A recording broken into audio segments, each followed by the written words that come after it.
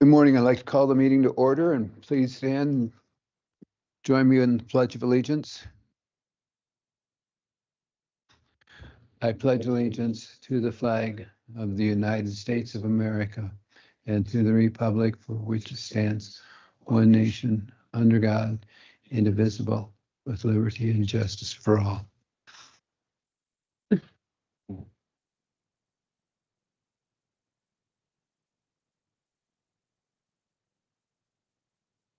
Okay,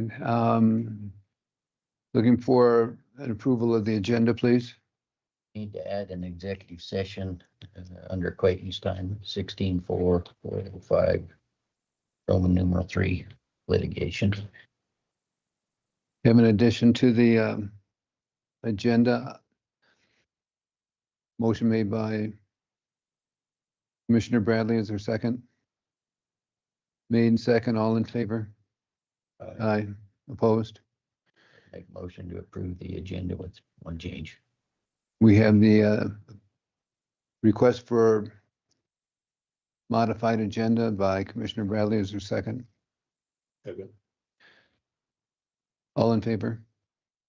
Aye. Opposed? Has everyone had a chance to read the prior meeting minutes? Are there any modifications or changes? If not, pick a motion. To approve minutes as presented. Have a motion as printed by Commissioner Bradley. Is there a second? Great. We've had a chance to go through the accounts payable. Any questions that pertain to that? If not, please. Yes, sir.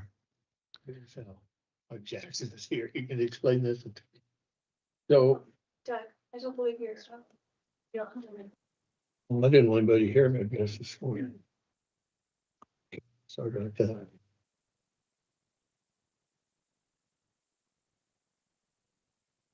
I'm not putting you on the spot, Mike. I'm just curious. I thought we were through with the chip seal project, but yet there's your $2,700 for a chip seal project. This project close out. Pardon? Getting all the actually advertisements and the change order Oh, the stuff that goes in the paper and what have you. project. Okay, thank you for that.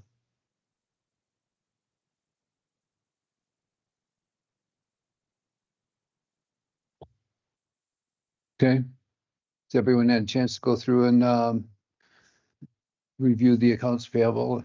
Any questions? Any other questions? I make a motion to approve the accounts payable in the amount of $795,431.12. Motion by Commissioner Bradley for $795, $431.12. Is there a second? Have a motion and second. All in favor? Aye. Payroll. Make a motion to approve the payroll in the amount of $1,282,272.92. The motion and a second. All in favor? Aye. Aye. Any opposed?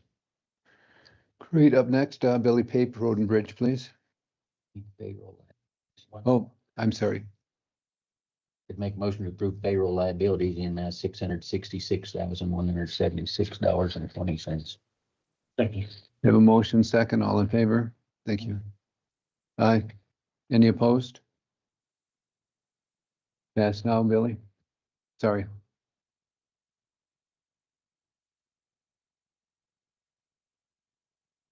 Morning. Good morning.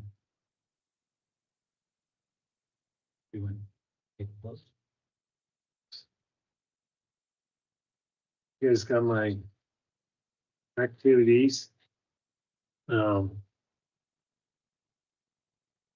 then stockpiling gravel on the river road and hauling gravel to Piney, stockpiling it there. So we won't have long. We gotta put some gravel on parts of the river road, so this will just make it a lot less haul. So that's what we're working on. We made a lot of sand, got our stockpile pretty much, our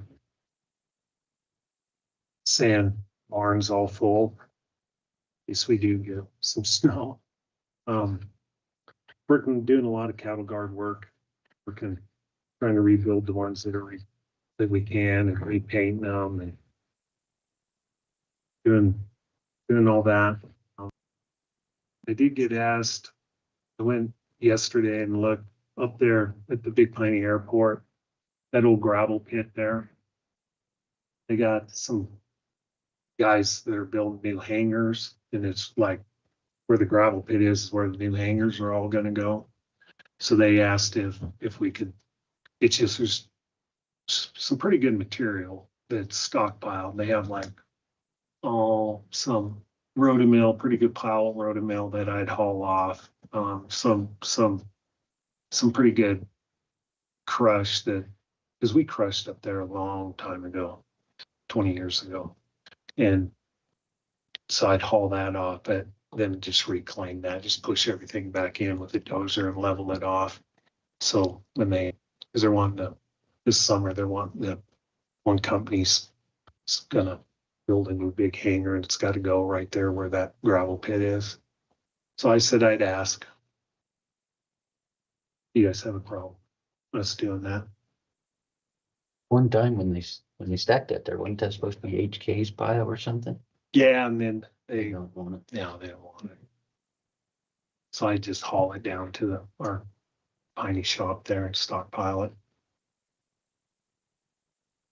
Yeah, I'd be for that. That sounds like that's quite the company want to come and put the hangar in. Yeah, so big one, one. big hangar. So did they ever get that contract? Or they, over the time limit, they're just having some problems. The guy wanted a longer lease. Yeah, I don't know what they come up to. And he's wanting to, or for this hangar, they're wanting this spring. So Yeah, they put a building permit in with the town, I saw. Commissioner Vickery? I'm just listening. Okay. Yeah. I'm curious, how big a project is it, Billy, for you? might take us a couple weeks, push it in, level it out, and haul it off. Not a problem.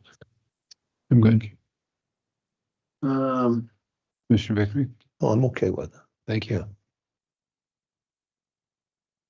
other than that, like I said, John Hyde with the Boulder ski joint, he hit me up about hauling snow, but I told him we ought to wait, see what it does. That's March 1st is when he'd want the snow haul, but it's the 14th and the 15th is when they're gonna try to have that. But I said, I'd reach out to you guys as it got closer, see if there's, So where would you have to haul snow from right now? I'm far off all of you. well, that's the thing. I mean, yeah, I mean, I do have some banks, up by the ski hill and stuff like that, but, they were talking Bondurant, and I'm like, dude, it's a long haul. Now I probably got about 6 yards there at home, so. There you go. Yeah. So, but some storms are supposed to come, so, we'll see how that goes. Talk about the next meeting. Yeah, that's what I was thinking. So if you was estimating how many loads you think that'd be? It probably is, he wants to make two runs and stuff. And he's got other trucks that volunteered too, so, I'm sure it'd be, couple days, full days hauling. So, Well, if you hauled out a Bondurant, for instance, that would, yeah. that wouldn't be a doable thing, Try to get most of it out of our banks up by the ski hill. Okay. And Mike, Well, Mr. Chairman, I got a couple questions. Please. So what do we do about the turnaround up there at Hobart Ranches? When we got, we're still working on that. I mean, we got permission or just working on it? No, we got permission but not to do anything. Just, we got permission to push snow there. But. So is it just before you go on the gate on the right or the left? Yeah. And the plan is to kind of level that out, make an next set of, right now our sagebrush is on that hill. But we just pushed it up enough to get pulled up there and get turned around. Okay. And one other question, I drove down to Boulder there by Bowsman. Mm-hmm. So what's gonna be the end thing there? Was it once you're gonna put a single road into the highway We were gonna, and now they wouldn't allow that? they said we didn't have to. So you won't bother that? No, So what's gonna happen there at the corner? What's the plan? we're gonna take that, how, Well, no, I've seen it's cleaned off. yeah. So you're gonna have to put culverts in those ditches there? Mhm. Yeah, the road's actually gonna be, I don't know if you can see the stakes out there. Yeah, I seen the You can fence see where on. the fence, the road's gonna fence, go yeah. back over like that. It'll just take that real sharp corner out. That's something you're gonna do in-house? No, it's project. So is it there was- any reason why you couldn't? I mean, it doesn't look good. Just time frame. Just there's more to, you gotta mine out all that fog and then haul it all in there. I just wouldn't have enough time. It'd take us all year to do it with everything, with all the blading and stuff we have. I just don't have enough, manpower to do it, to get it done. Right. Okay. So then, I mean, we responsible for burning those piles of No, brush? Frosty's gonna do that. Okay. A little manpower already in it, isn't there? What's A that? lot of manpower in it already, that project? No, it only took us, we did them willows in a couple of days. And it didn't take us long to do that. Okay, thanks. Mike can talk about that project. Yeah, I was just gonna give you guys an update on the Pot Creek realignment. So we having, the attorney's office draft up the easement deed for this, realignment on Pot Creek. Frosty's good to sign it as soon as it's ready to go. Got the project plans ready and we've reached out to local contractors on it, so that'll be coming early March. We'll get it, bring you guys the numbers, get back. And yeah, it involves basically taking that 90-degree corner out of it. And just a sweeping corner, some new pipe there, adjust the irrigation ditch. So we'll leave that. He just said just need that temporary fencing. It's not gonna be on the easement line. It kind of cuts across that corner. I'll just make it easier to maintain the fence. Just gonna add a gate into it. All these guys put in, we're just gonna add center midpoint posts to it, so. Yeah, that's the project, and we'll get numbers back on that.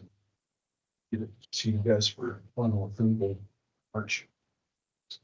About 3.5 weeks. Be sure Susie signs it, cause she let me know that it's not just Frosties. Yep. Yep, So, yeah, it's the ranches. yeah, So, yeah, we will obviously make sure we have all that recorded, signed in place before we let it, or before we approve it, so. Mr. Chairman, I got one question for Mike. This is on Please. base a little. How many contractors were at the fairgrounds walkthrough yesterday? We had probably 7, and it looks to me, I don't know until we know, but I think 3 generals that were there. We've been advertising because there's buildings involved in it. We went through Wyoming Plant Services in Casper. It's been out for close to 3 weeks. And we'll be, opening the bids on the day before your next commissioner meeting. So I hope I'll be getting with Jessica to get on the agenda. Get you guys the numbers. When we come back, if I'm working with Jay, we're kind of looking at budgets, where we're at. We split that project, Fairgrounds project, into a base bid and an option A, just in case numbers came in high, we can at least get that stage and viewing area ready to go. We put off the restroom plans and approval for fire marshal on that, so hopefully we come in under budget and proceed, but yeah. Be talking with Jay this afternoon a little bit about it too, but there is something that I'd like to bring up, and that is So part of it for the viewing area that's in front of the stage that's planned, it's just concrete flat work. It was kind of a runaround, but I've reached out to several companies for shade, looking at shade on that just for summer months, events and whatnot. And we found a company in Arizona they'll manufacture it, send out the materials, and I recommend it to Jay. Want to get you guys' take that the county just, depending on where our numbers come in, enter into that contract just through the county so that we're not paying percentages on top of that. So they'll deliver the materials, contractors install it.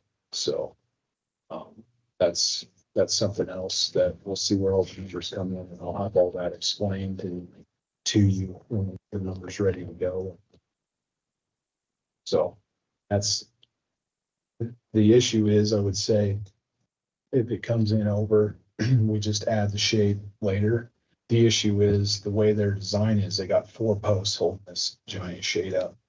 And there's quite a bit of structural support that needs to be included under the slab if we're gonna do it. So that's why I've got a set aside amount for the contractor to install it. And I have a unsigned contract from the shade company that would, the county could sign off if we, if he so choose. So it's kind of where we're at project. Okay, take a look at the proposal when it comes in. Yeah, thank you. And the only other one is the Reardon project. So we're working on getting that one ready to that pipe on Reardon. So that'll be the next one that we get together, bring some numbers back on. Okay, thank you for that. Alrighty, waste management, we finally got done with the insurance company. They're gonna send a check.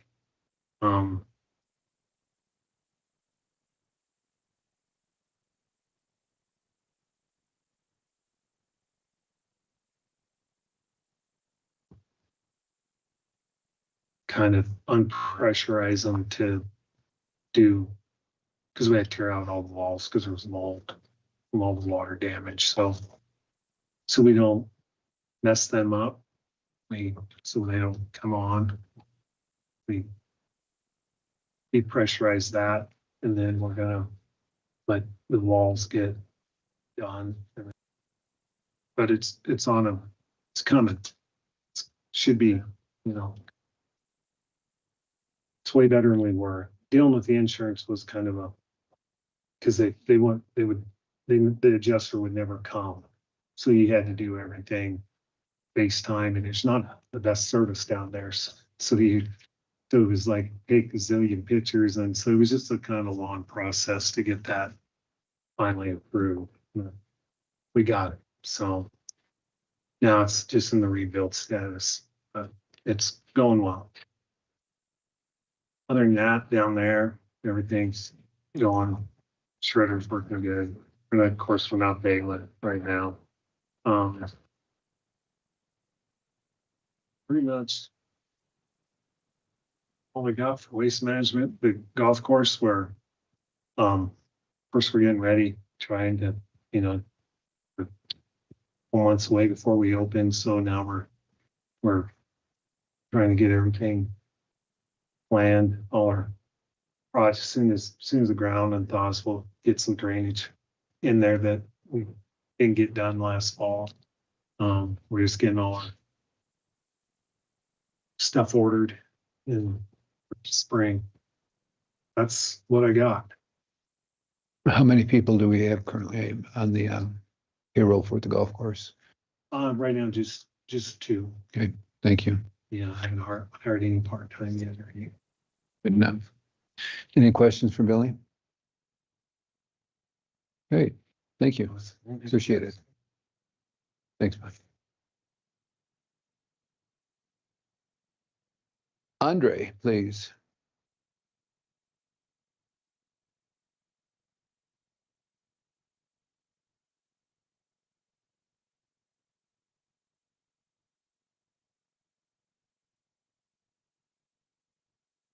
Morning.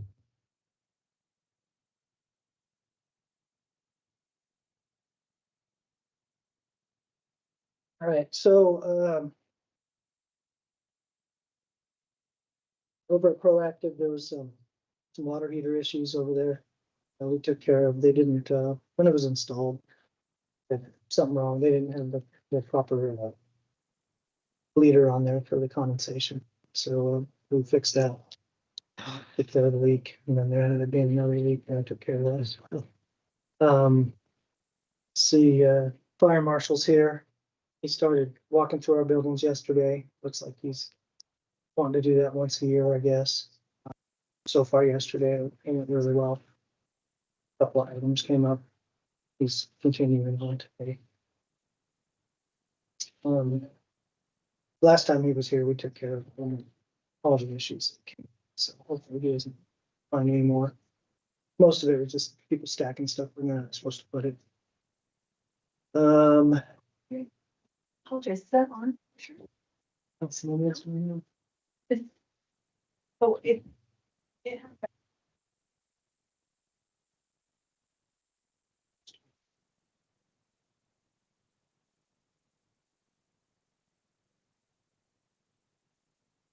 There, that one's on.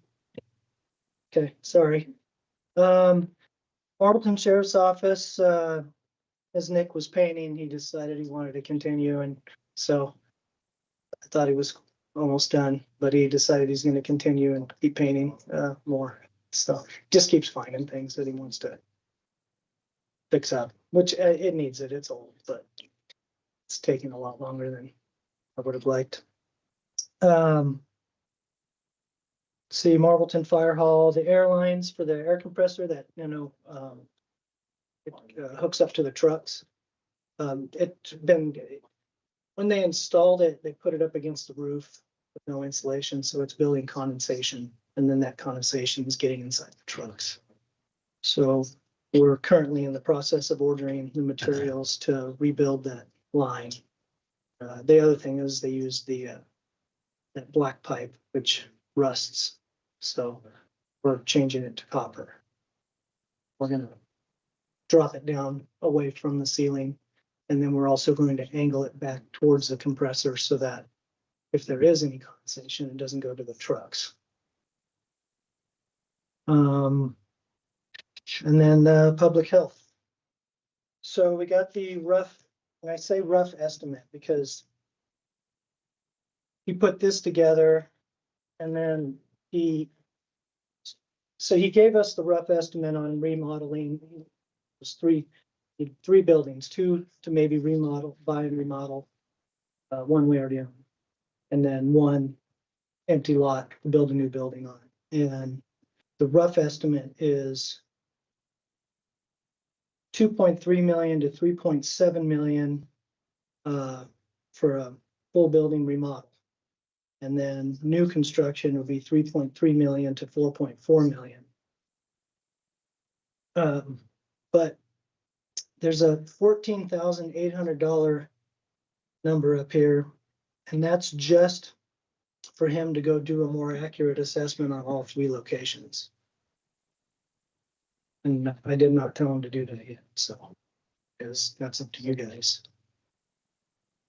So I personally think it's gonna be close to what these numbers are here, the rough ones.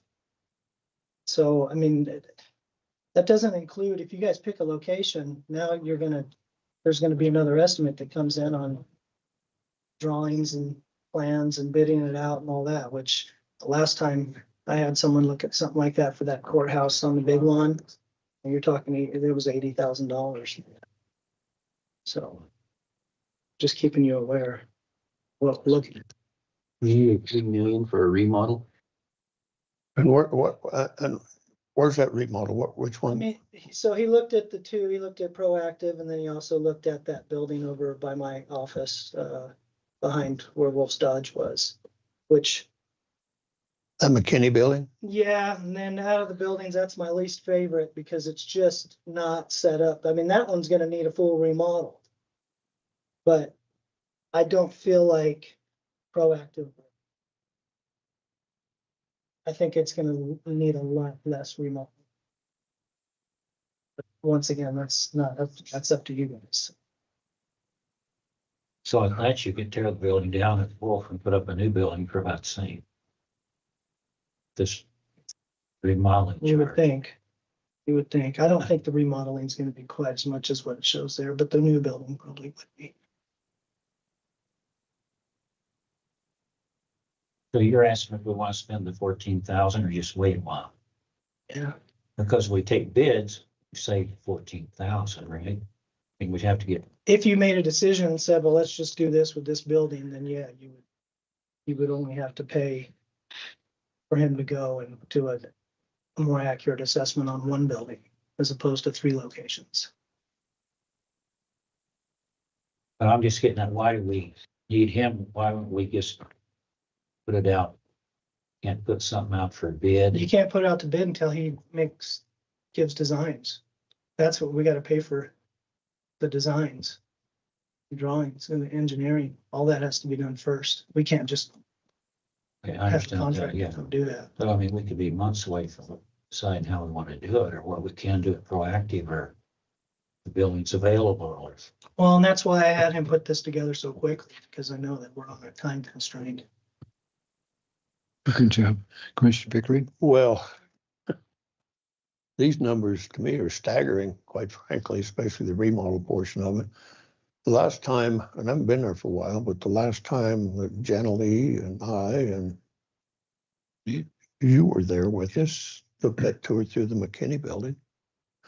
I got the impression that minimal would take care of that on a temporary basis, at least until the decision was made to build a new facility somewhere. It certainly wasn't $2 million, I can assure you that, because, I mean, that's just, well, I've got a favorite word for it, but I won't use it in the public. My wife, So just so you know, Brian couldn't be here today. He can come to the next meeting. I just wanted to get this to you sooner. And then he'd be able to answer more questions. In my mind, we don't go forward with spending any more until we decide on a building or what Proactive's gonna do. Correct. well, I the agree. last I heard on Proactive was that they were trying to put their program together to buy the thing. And if that occurs, then that one's out of the picture. If these numbers are anywhere close, we go spend $1 million or whatever for the building and $2 million to remodel it. There we're into a new building. Yeah, I mean, I would say if you sold Proactive, might as well just use that money to build a new place. On wait, do, see a little more info here. Would you like Brian to come in next? Sure. Meeting? Okay, he's already done it. Great. Thank you for that, Andre. Yeah, and I'll tell you what else we need to do, I think, is if we're talking rebuilding or remodeling or what have you, is to have Jenna Lee here so that we know exactly what her requirements are. And she's here today. That she's here. So do you We'll mind? give her requirements to Brian. We all met. No, Yeah. Brian wrote it down Yeah. in this whole thing, this whole presentation. He took the contract that Clayton and I wrote up from our other building, but also he knows all the engineering stuff that's needed for the ADA requirements, the fire marshal. He put all of that into this. So We have- a temporary space still has to meet. But no, I understand that, but we're talking $2 or $3 million for a temporary space. That's why I'm begging for a permanent space. Well, I understand, but we're gonna be looking at 4 or 5 million for that. And then nobody gonna help the county with that one. I don't know, Doug, we don't have a building. That wasn't my choice.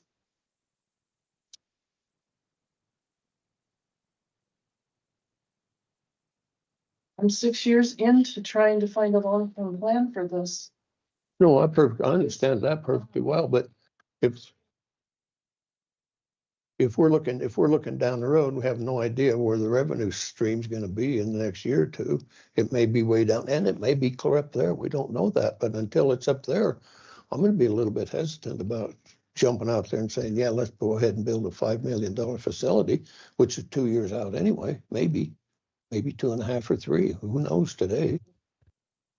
So in the meantime, I don't know. It just looks to me like a remodel at 2 what'd you say, Andre? 2.3 to 3.7. You're good. I mean, it's obvious it'd be a no-brainer to not spend that kind of money on a remodel. Thoroughly believe that proactive would be much cheaper, just because it's. Well, yeah, but we're talking about selling that building, for what I'm saying. I'm just putting that out, because it's much closer to being adequate already.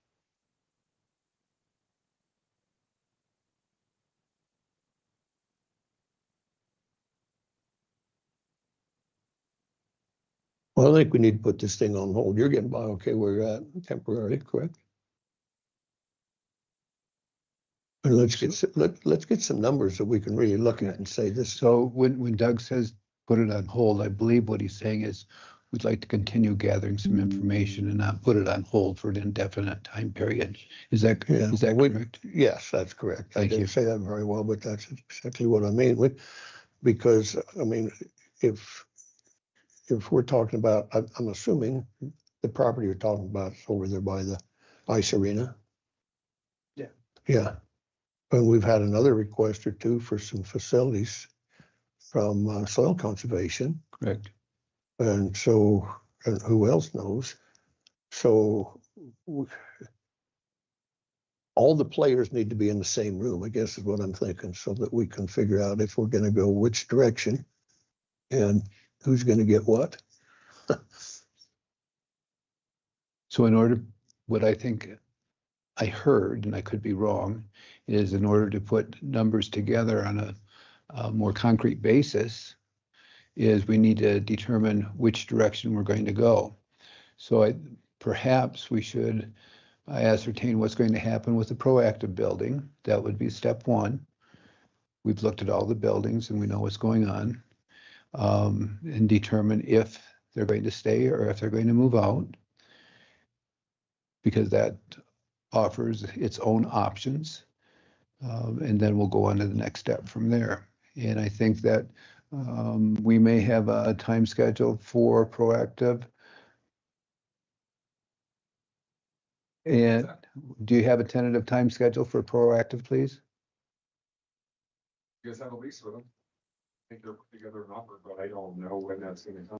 Okay, so we will have a conversation about that and push that to the front burner and see if we can't get some action on that, if that's acceptable to the board.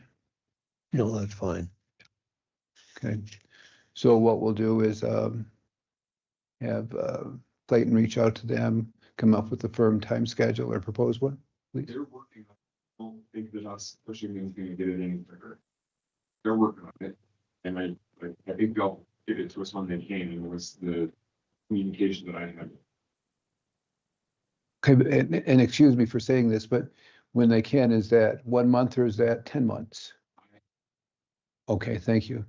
Would it be possible for us to set a time frame for that and say, this is when we need to know so we can continue moving forward with public health? And I can tell them we need it by a certain date if they're gonna put one together. Okay, thoughts on that? Yeah. It shouldn't drag on. They have a timeline.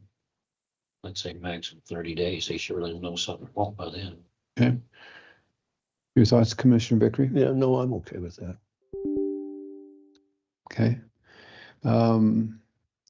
So can we set a time schedule now in that regard as far as coming up with or not an offer from them so we can get off?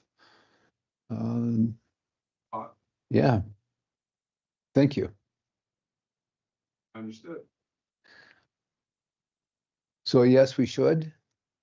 Yeah, understood. If you would like me to convey that, I'm more than happy to convey that. Okay, do you want us to give a proposed time frame, or you'll go ahead and let us know? You could say by our second meeting in March. It's gonna be a little over 30, but Okay, Commissioner Vickery? That's fine. Okay, great. And then once we have that determined, Jenna will be hopefully come to some other crossroad and make that a decision there. Okay, you're welcome. Thank you. Andrea, thank you. One more thing, Andre. So I had an opportunity to go through the east doors at Rendezvous Point, and that gutter that's there kind of ends in the wrong spot. Can that be extended? When I had Dan Liskey come out to look at the openers. Yeah. I'm also getting a quote on putting a gutter all the way across and then draining it out towards the parking. Right. Okay, because like right now, you understand. Oh, where- yeah. Yeah, that's what we looked at. yeah. He's gonna Okay, give us a fair enough. Thanks for that. Great, thank you. Jana, thank you. Thanks for being here.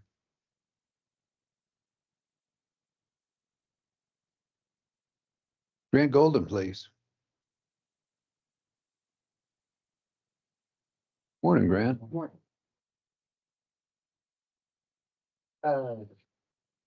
Basically, we have that old 1988 sailboat. It's not really worth anything. It's just kind of sitting there. And so I've had people reach out, wanting it, but it's always kind of fell through. But the town of Lander has reached out as asking if they could get it from us. And, basically it's not worth anything. And it's kind of up to you guys if we could just kind of trade it to them and then it's out of our hands. So I was just kind of wanting to get your guys' thoughts on it, because I think it was 3 years ago, we reached out and we're trying to give it to the city of Buffalo because they were trying to get a hockey association going. But the city officials just kind of freaked out thinking it was this like alien machine and then decided they didn't want anything to do with it. Right now, we just have it outside under a tarp, just sitting there. So I'd rather at least get some use out of it or whatever. So does it run at all? It runs. So what's the one we got tiny? Are they the same or different models on that? It's a newer one. I mean, would anything work interchangeable for parts? No, because this model is a 520 and the one Big Piney has is a 540. And when they made those two different models, a lot of the parts kind of changed. So it's not many of these like early 520s even still running. So what's Lander's plan? Did you? They have like an outdoor rink and they have been using like a skid steer, a tractor and a bunch of stuff to like clear the snow off and kind of keep it maintained. And they were just thinking if they could just kind of have one machine to do it all, then they would do it. And then the Riverton or the Fremont County Ice Hockey Association only has one old one. And if it ever breaks down, they were going to let them use it until they got theirs fixed type thing. So, and they've been in the process of going back and forth on building an indoor facility because like this year they haven't even had ice over there. And so the Fremont County Ice Hockey Association and like Fremont County have been back and forth for years trying to get an indoor facility built. And so I think it's just kind of, they're reaching out to maybe try to make things move forward. Thank you. So which one is this, Grant? I think you got three of them there now? Yes, we have three. Yeah, and this is, Very, very old one. It has like almost 8,000 hours on it. And like we can't run it inside because the emissions are so bad and everything. So it's not really, it needs to go to somewhere outdoor. And like, yeah, it's just sitting there. So if you were gonna replace this, we're looking at 4, 5, 600,000. If you were gonna buy a brand new one. no, like the latest one, the Ingo we bought was 174,000. What about the Zamboni? So We still have that and it's our backup and we still run it. It's That's- just this oldest one. That's the yellow one. No, it's green. The Indigo's the blue one, and then we have two green ones.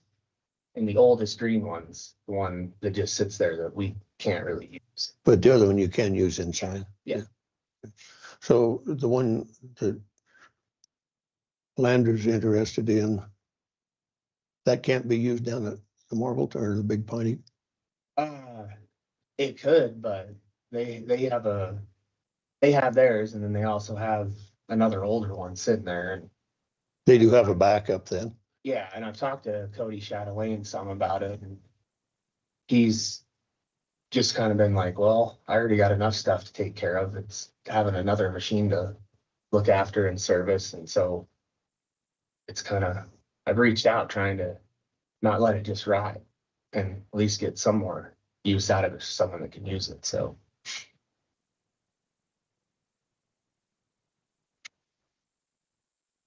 You know, and he also kind of talked that if something did happen to theirs, we do have a backup. You know, they could come borrow it if they need to. It's not that far.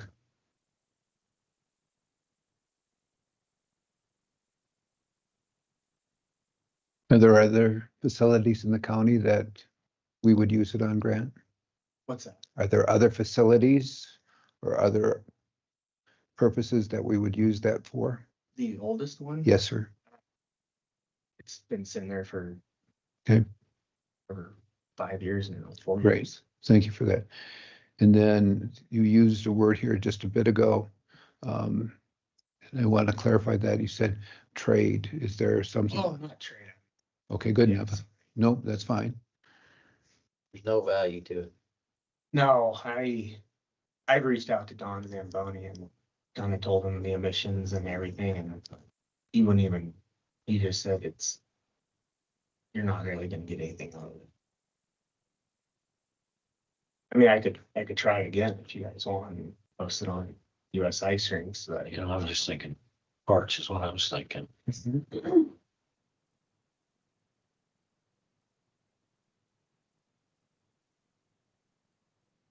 This is what you call a good neighbor policy. Would we even use them for the parks? Sound like. With three months again. Mhm.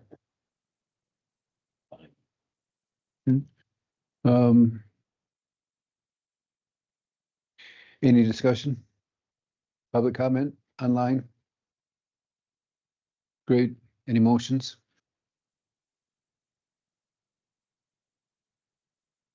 All right, I'll move. We give it to the Land of Fremont County Have a motion by, Association, whatever it's called. Assuming they'll come and get it, the other, all of the stuff for people. Yeah, no, they said they would handle the transportation. motion by Commissioner Stevens. Is there a second? I'll second. Have a motion and second. Any further discussion, questions? All in favor? Aye. Commissioner Vickery? Yeah, I guess with reservations, but we'll go ahead. Okay. Motion passed. Thank you, Grant.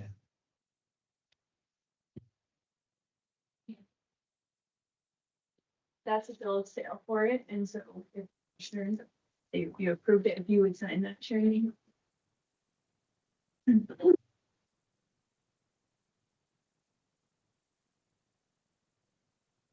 Oh, Mr. Chairman, while Grant's here.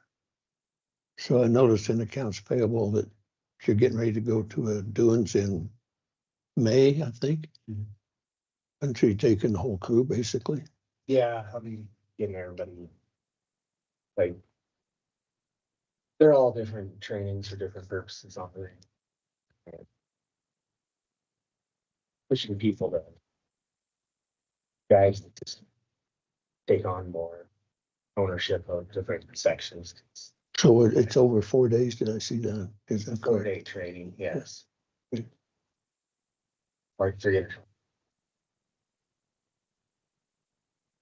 So what does it cost just to get into the training portion of it? Because I saw what the motel rooms are costing. Is that inclusive?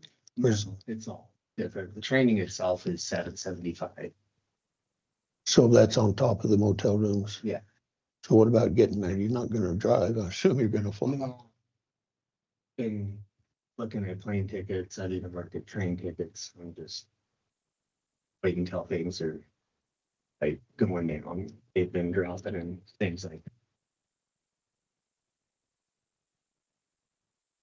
Okay. I got one little question right here.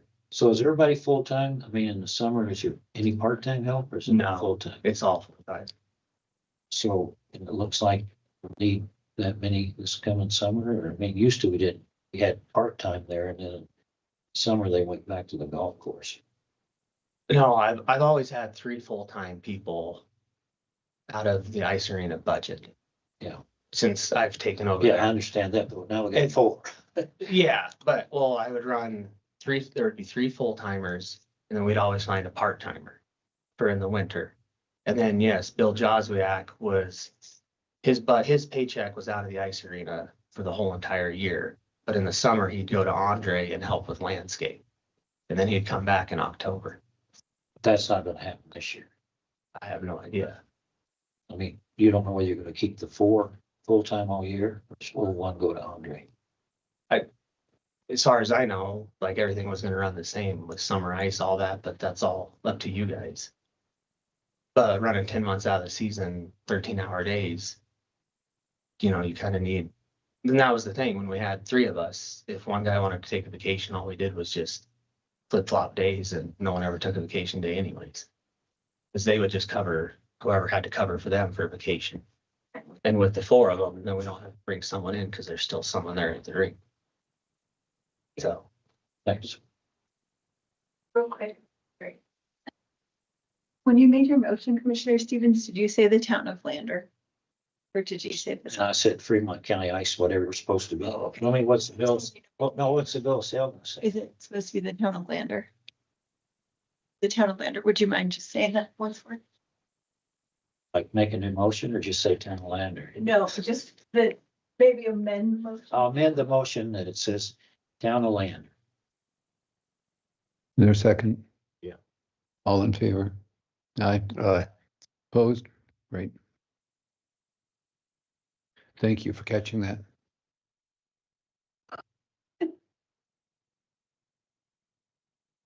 Grant, thank you so much. Thank you guys.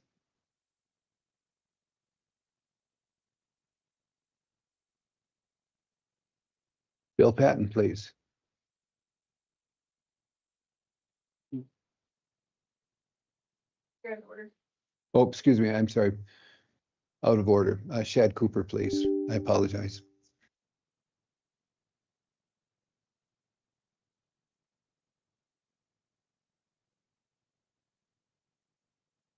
Morning, Commissioners. How are you?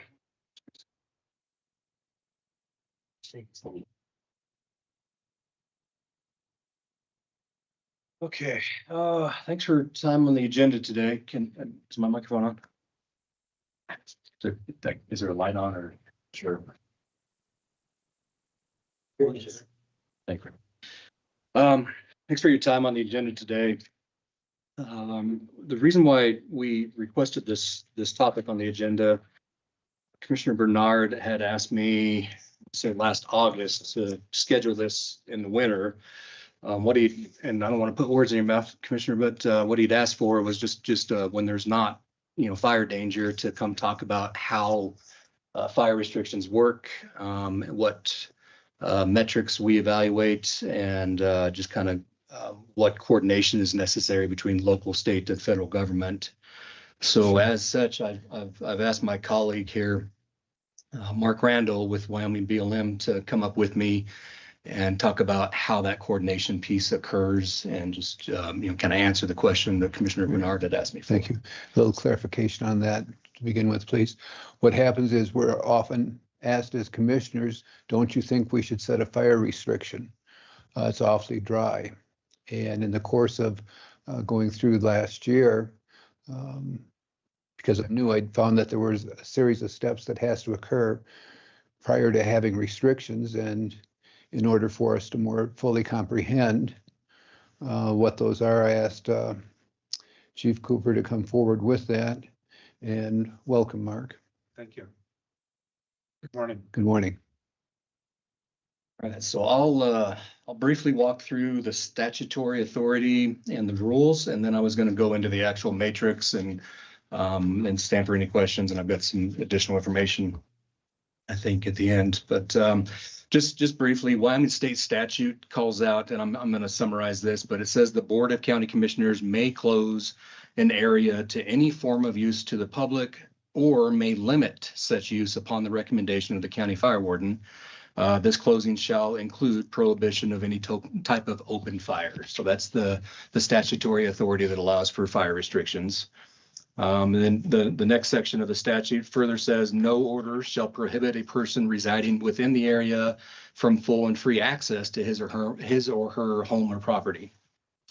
And then underneath that, it says the State Board of Land Commissioners shall promulgate rules regarding the use and implementation of fire restrictions and closures.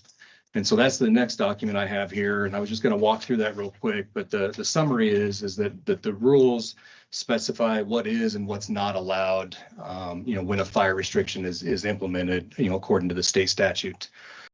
So real quick, some definitions. A closure means the imposition of restrictions on or prohibition of designated activities within a defined area according to state statutes. So in other words, the prohibition of open fires within a defined area within the borders of Sublette County. But furthermore, and this is important, it specifies where we can implement restrictions as a county, and it specifies only in unimproved areas, which is defined as all county and private lands within the county, except lands within the incorporated cities and towns. The important part of that definition is it says that the county and private lands, it doesn't talk about public lands. And that's why it's important that I coordinate with our state and federal partners on messaging when we implement fire restrictions, that it shouldn't matter what side of the fence you're on, if it's on a private land or a BLM land or a Forest Service land. We want to make sure we give consistent messaging to the public when they're out recreating if there's fire restrictions. And I'll circle back to that in more detail in a minute. And then down lower in the rules for the Board of Land Commissioners, it says the Board of County Commissioners shall order a closure of an area due to fire danger or upon proper showing of a county fire warden that evidence supporting the need for a closure. So that's really the next step that I was going to try to get to is how do I determine the evidence that supports the need for a closure? And that's the coordination piece I'm gonna talk about just in a quick moment. One thing I wanted to just hit on, just so everybody's on the same page, is what is and what's not allowed. That's specified also in the rules and actually in state statute. But we have two levels of fire. Actually, there's three levels of fire restriction. There's the third one's a closure, and I guess I'll explain that too. But a level 1 fire restriction is the lesser of the two, and then if level 1's ineffective, then we can escalate and go to level 2 fire restrictions, and that terminology corresponds with our state and federal partners as well. But under stage 1 or level 1 fire restrictions, when we implement them, we would prohibit the discharge of all fireworks, which is already all year round in Sublette County, so that's not relevant. But furthermore, it would prohibit all outdoor fires. So basically, ag burning fires is really what we're trying to get at, or maybe burn piles or anything along those lines. So any outdoor fires would be prohibited in unimproved areas of the county, as the definition was I hit on earlier. It does allow campfires though, and it specifies that if you do have a campfire, it has to be within a fire ring with a minimum of 15-foot clearance around it. It does allow trash or refuse fires, in other words, burn barrel fires, but it specifies that only between 6 p.m. and 8 a.m. are you allowed to use a burn barrel fire. But furthermore, you have to have a spark arrestor on it, and again, a cleared radius within 15 foot around the burn barrel. It does allow charcoal fires. They are permitted. In other words, a barbecue. It does allow acetylene, cutting torches, arc welders, metal grinding to be permitted, but again, you have to have a 15-foot clearance around where you're doing that work. It does allow the use of portable stoves, and I'm not going to go in there. It gives definitions of the types of portable stoves. But it also specifies open fire branding activities are also permitted within, within that 15-foot clearance again. And then if all of those activities are not effective and we're still having fire control problems, then we can take the next step, which is stage 2 fire restrictions, which goes on to say that all the restrictions in stage 1 are still in effect. Furthermore, though, all campfires would be prohibited. So before you could have in a fire ring, now it says all campfires are prohibited. And it says only devices using liquefied gas, like as LPG or propane, would be allowed. So in other words, the charcoal briquette barbecue would no longer be allowed under stage 2 restrictions. And then that's really the primary difference. And then finally, the statute and the rules talks about closures. Closures is really more to do with evacuations. And it's in the same statutes, and I might ask for some help from some audience members behind me when we talk about closures later. But basically, it says that if we implement closures, we can prohibit access, and it shall be managed by the appropriate jurisdictional agency, which in our case would be the sheriff's office. That would be the enforcement agency for that. But then within that closure, we would prohibit specific activities, including all outdoor fires, and it actually goes into you can't smoke outside. It has to be within a building or a vehicle. If you have a wood burning stove, it has to have a flue with a screen on it, and then it says motorized vehicle travel shall be restricted to only developed roads, so nothing in the grass or whatever. So anyhow, those are the rules in the statutes, and I wanted to start with that just to kind of lay down the foundation of where the authorities lie. And then next, I wanted to talk about how we coordinate. And the reason why I asked Mark to come up with me is Mark's really the agency that puts the time and effort into this coordination piece. And I'll hand it over to you. Why don't you walk us through how do you coordinate with our agencies and who's involved? Well, it's like herding cats because there's multiple counties, multiple fed agencies, and obviously the state. And the fire management officer for the High Desert District, which is the southernmost, a little more than the southern third of Wyoming. So got 9 counties in total. I don't know if it was just winter by default that I've taken on the coordination piece related to fire restrictions, because the importance of it is public messaging, coordinating amongst all of our partners. Essentially, the long story short is when we get into high fire danger, I set up a weekly coordination call. All the counties are on. Last year, we split that out because it was such a large area to just western Wyoming, because fire danger across the entire state's rarely the same at a given time. So western Wyoming counties, our coordination call, we've put together a matrix that we follow as part of a fire restrictions plan that we have, and it's got some kind of check boxes, and when we display what our local fire danger, fire indices, vegetation fuel moistures are, we'll go through this checklist, and it'll inform us if we're meeting whatever the number is to consider stage 1 fire restrictions.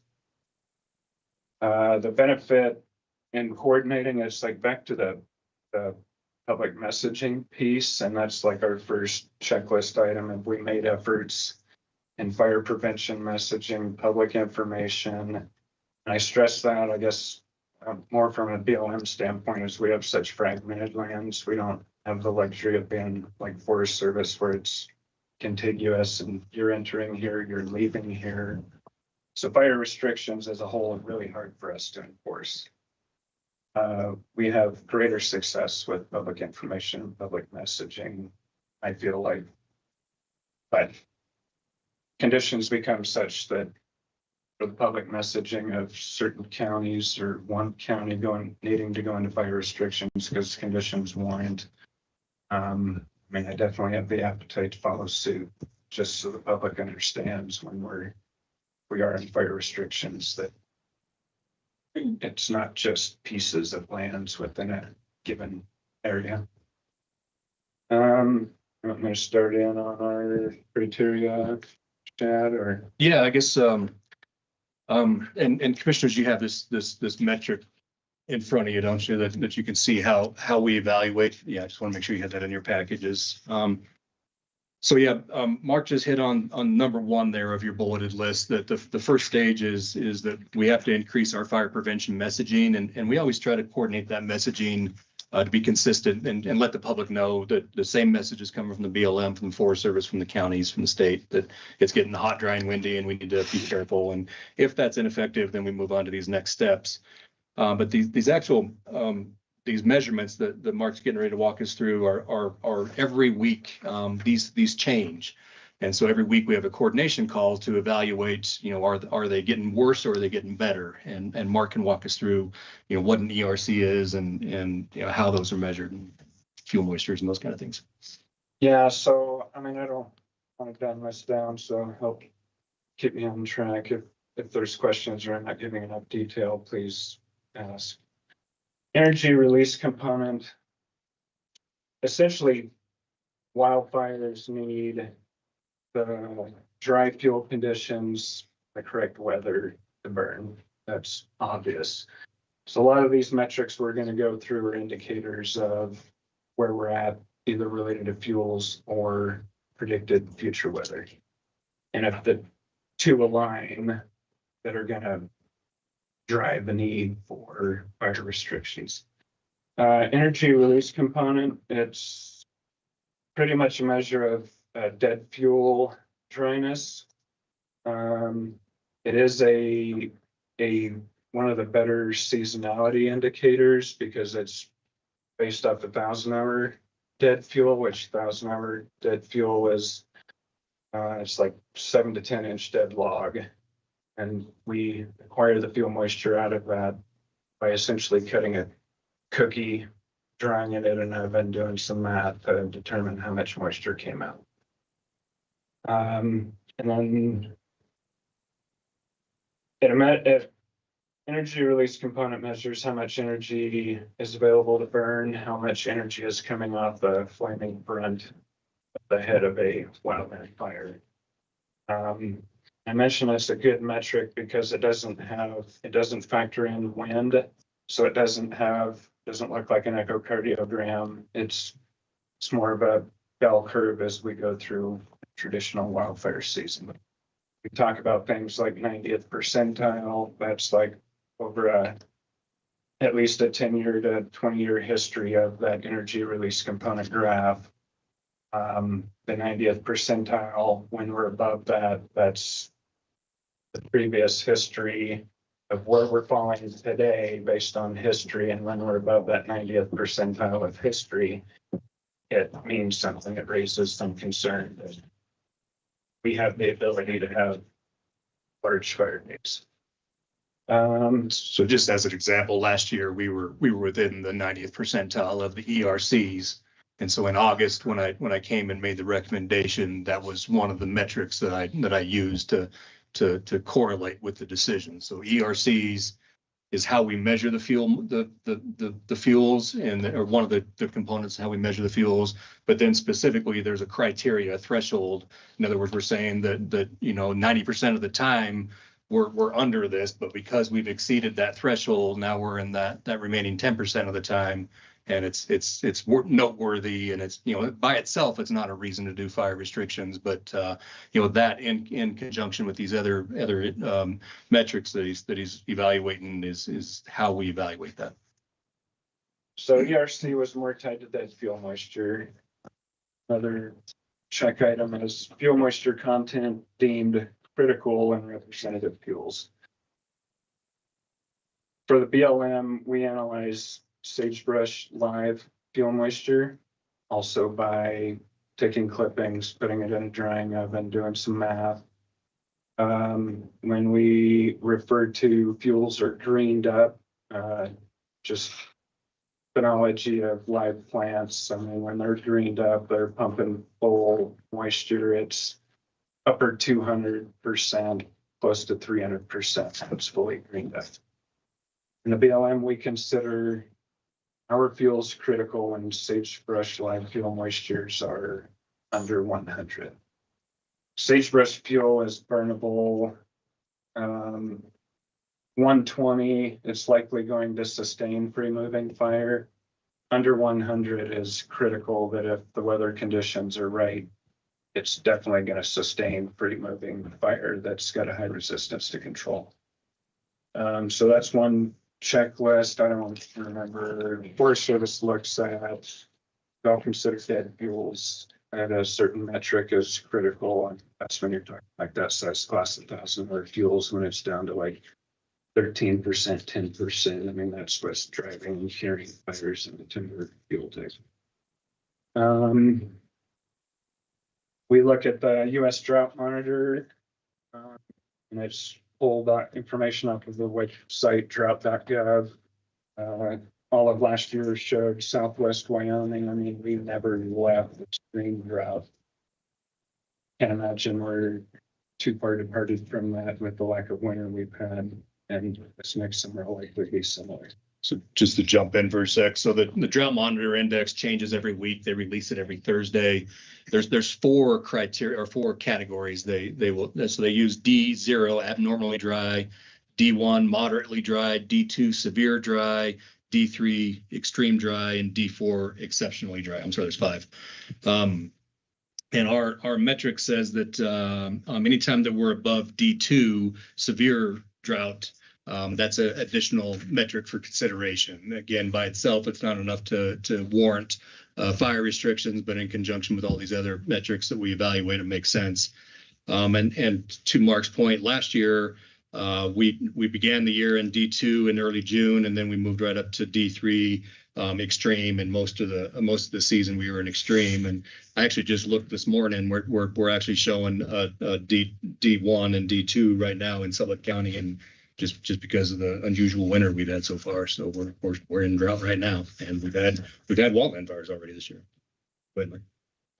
Next metric is taking into account 8 to 14 day outlook from the National Weather Service on they're predicting adverse fire weather, or just say that differently, are they predicting conditions that are going to fall in line with us to expect to see fire weather? So usually wind, low relative humidities, and high temperatures, and lack of moisture in the forecast. It's basically red flag warning days.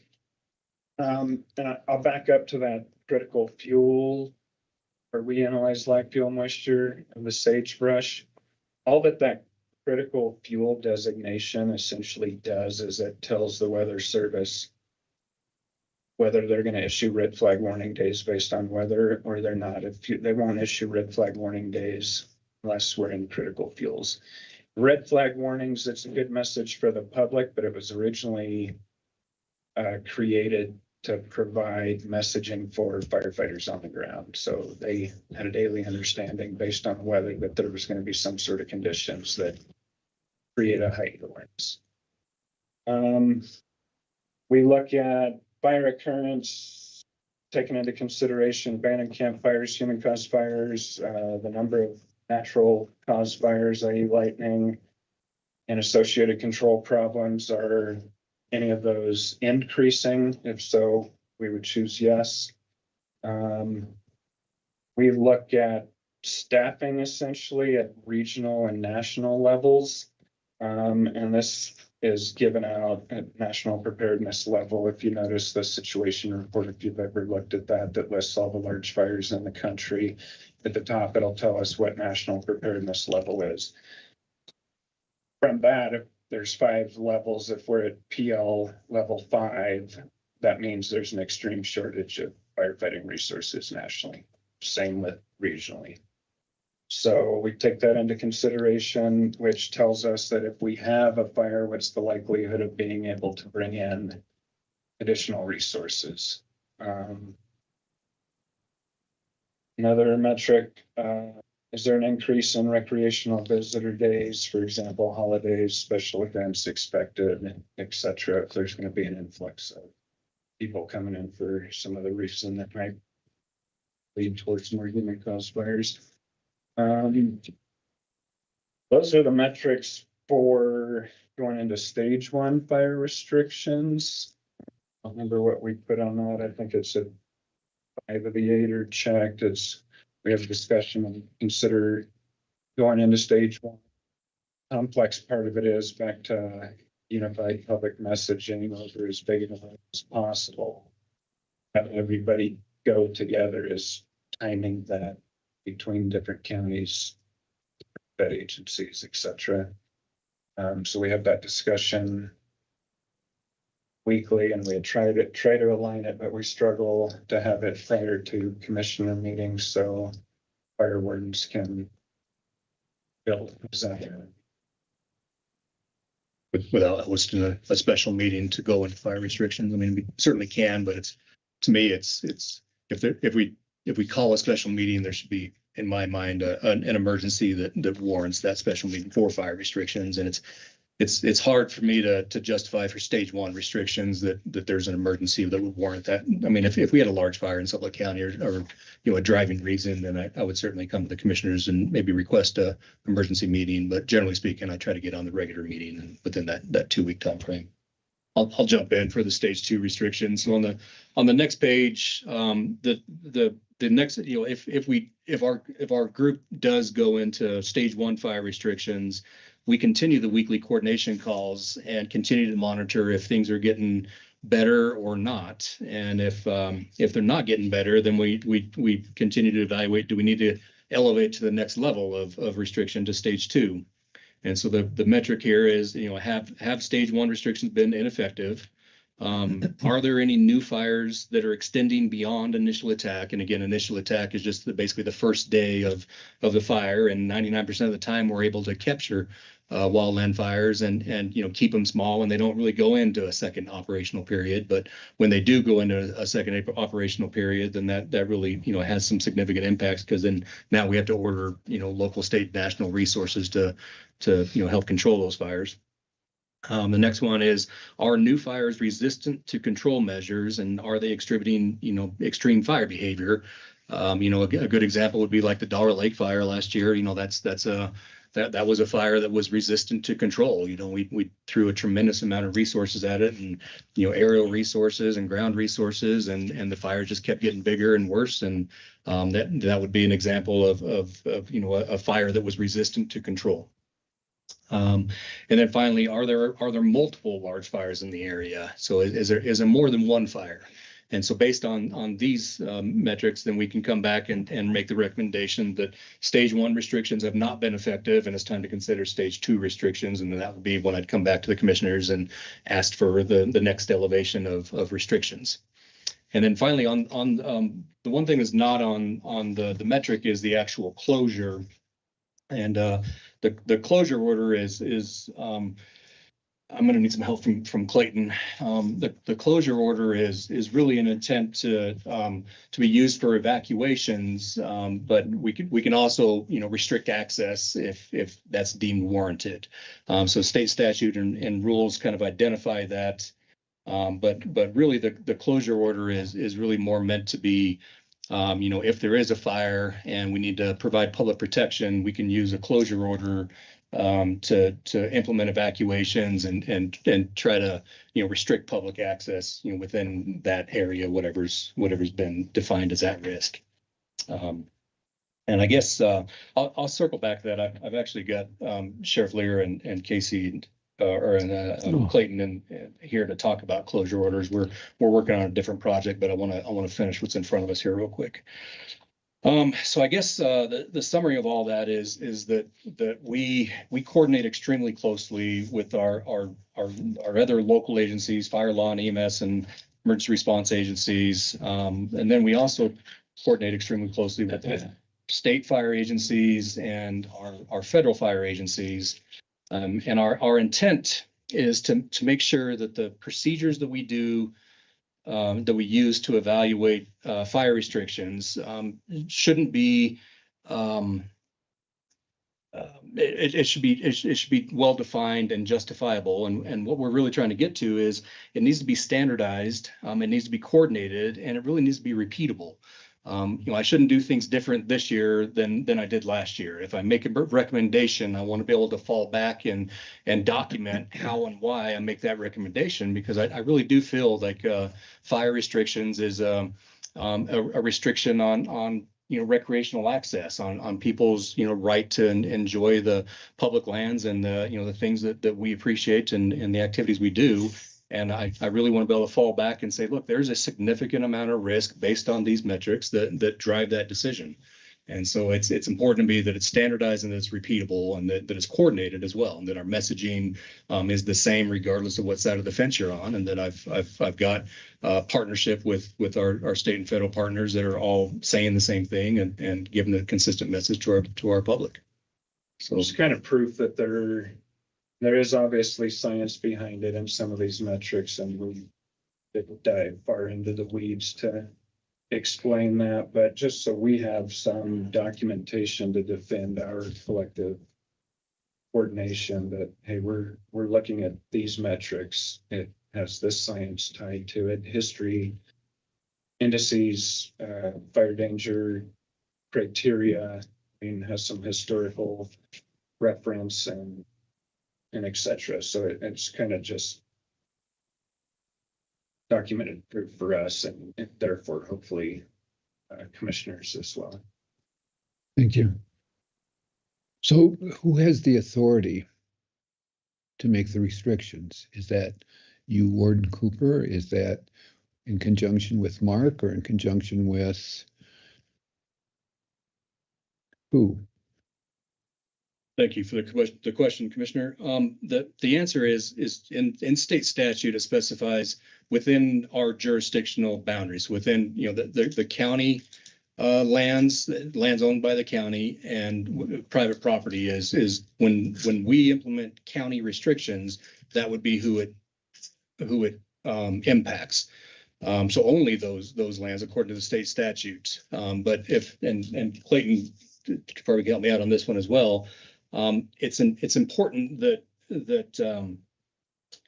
the other agencies, the public land agencies, the state agency, and the BLM and the Forest Service are in working with me shoulder to shoulder on providing that message to the question you're asking, because it wouldn't be any good to implement fire restrictions only on private land but not on public land. And so that's really the crux of why the coordination is so important, is we want to make sure that we're unilateral and in that or consistent in that message.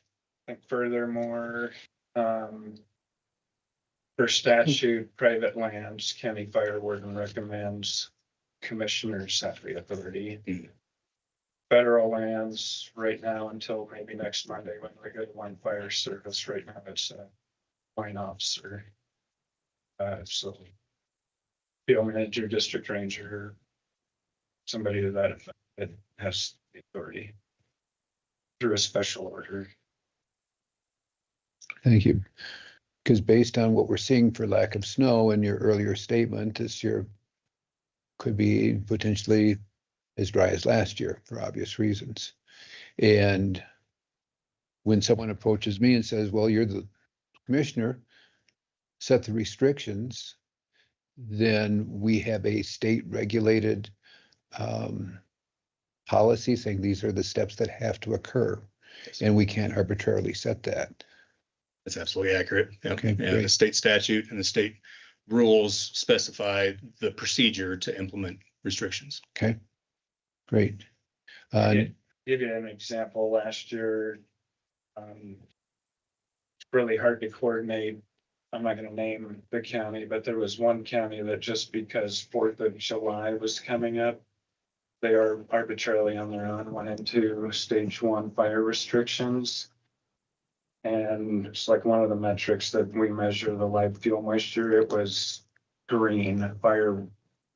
Wildland fire did not have the ability to move freely at that time. Okay, thank you for that. Any questions from the commissioners? It was a great presentation. It helped a lot. Did you have information that Sheriff Lear was, or is he just? Yeah. If you give me a little latitude on the agenda, this wasn't specifically intended to to be presented to you, but it's relevant because it's in the same statute that we're talking about. So if you give me a little latitude, I'll bring it up. I've been working on a project with the sheriff's office and with the county emergency management office and with Clayton and the county attorney's office. What we're trying to do is develop a countywide evacuation protocol that in the event of a large wildland fire, we've defined the expectations, the specialization that each of our respective agencies are gonna provide and how we're gonna manage and implement an evacuation. The statute, the authority that allows us to implement an evacuation is in the same statute, the closure statute that I was talking about. And if Clayton's willing, if he could come up and help me out, that'd be beneficial right now. But the reason why I'm bringing it up to you is because we're talking about restrictions and closures. And specifically, what we've been working on is producing a document to define those expectations from each of our respective agencies. And a question came up, and I'll hand it over to Clayton to kind of pick it up and walk through that. Yeah, so it kind of goes to the question that you asked before, who actually has the authority to make that decision? It is this board that makes the decision upon the recommendation of your fire warden. What we're looking at. Whoa, pardon me Yes. for a minute. So and I'm just trying to get my mind around this thing. Because as I recall, when we went through this last year, and I'm sure some of the others, I'd had some requests from folks throughout the county that said, hey man, this is so dry, we've got to do something about it. But yet the county commissioners at that time were said, we can't do anything about it. We have to wait for, in this case, Mr. Cooper to say, we're not going to have a closure now because of such and such. Now, am I understanding this correctly, that we do have the authority or we don't have the authority? Yeah, so I'll just repeat that. So this board has the authority upon the recommendation of your fire ward. Okay. So every time we've done this, I think we did one in 20, I think we did one in, I can't remember what years, but every time we've done one, the recommendation has come from the fire warden to the commissioners, and then the commissioners have entered the order. So the Board of County Commissioners, this group, has authority over the lands within Sublette County, according to the rules promulgated by the land board. And then this board can make that order, but you do not have that authority independent of yourself, like on your own. It has to follow a recommendation from the fire warden.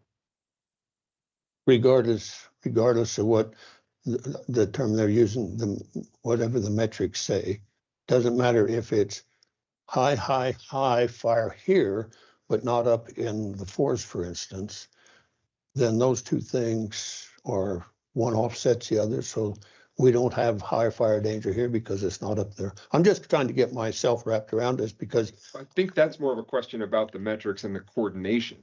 And so the purpose for coordination is so that communication can be uniform and there's no confusion as to where a person can have a fire and where they can't. I think that's maybe where your question is really revolving around. Well, let me put it into more concise terms. So over years, when it's so dry here, and I say here, out of the forest, you can ride a saddle horse and the dust clouds just bloom. It's that dry. But yet when I get on the forest, the ground moisture up there is squishy.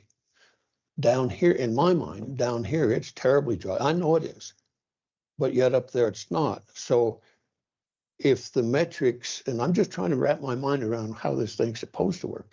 If the metrics say, well, we don't have that issue up here, you just have it down here.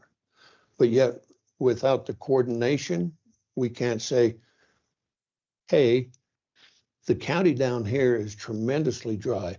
Let's put some restrictions. Let's tell people, hey, don't throw out a cigarette. Don't do this. Don't do that. Put that out there for them to look at. Now, we don't have to have a full-blown deal, but we do have to have, at least in my mind, some sort of a warning mechanism that says, hey, folks, this is what it is. Pay attention, be careful.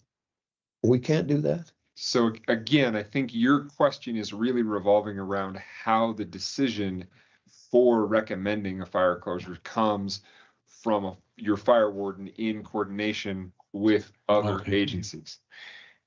If I may interject, Mark has a, Commissioner Vickery, I thank you. might offer that, in our coordination calls, I mean, obviously with the Bureau of Land Management, don't have any say over SHAD and the lands that you all oversee.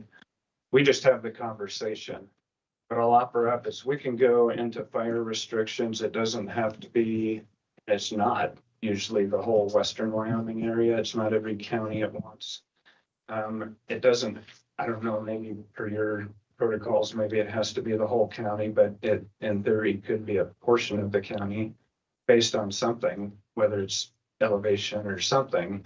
The issue we run into, the smaller we go, is how do we deliver that message to the public so it's clearly defined where they can have a fire and where they can't. Well, I think most folks understand that if it says, hey, don't burn outside, they're not going to burn outside. And that's all I'm asking about is everything's not in the same box. I put it like that. And so when I heard you say it a bit ago, you don't know, it might be tinder dry over in Fremont County, but we're under this much snow over here. So the differences over there and here are. I mean, I'll give the example last year here in the county, what was it, pocket fire that was early June. In that instance, there was a small, I'll call it a micro area that was super dry that missed all the rainstorms. That was like the Barson area north to about where that fire was. That stuff was a lot drier, but I don't know how, if it was in SHAD and the commissioner's interest to go into fire restrictions in June for that area. That's an example. I don't know how we would define that to the public to where they understood where they could or couldn't have a fire. That fire occurred on a red flag warning day that was hot, dry, and windy. And unless the commissioners want to go in and out of restrictions every time there's a red flag warning day, it would be absolutely unlawful. There's no way that we could provide consistent public messaging to the public about the presence or implementation of fire restrictions. Go ahead, Clay. To your, No, I'm through for a moment. Go ahead. no, I was just gonna say, but to your point of being able to communicate potential danger, the county has emergency management and has road signs that are those interactive signs. The county, without closing an area, can always put up a sign that says, welcome visitors, please be careful with your fires, it's dry. County can always say that at any point in time. We don't need, you don't need to have a restriction in place to communicate to people, be careful and think before you build a fire.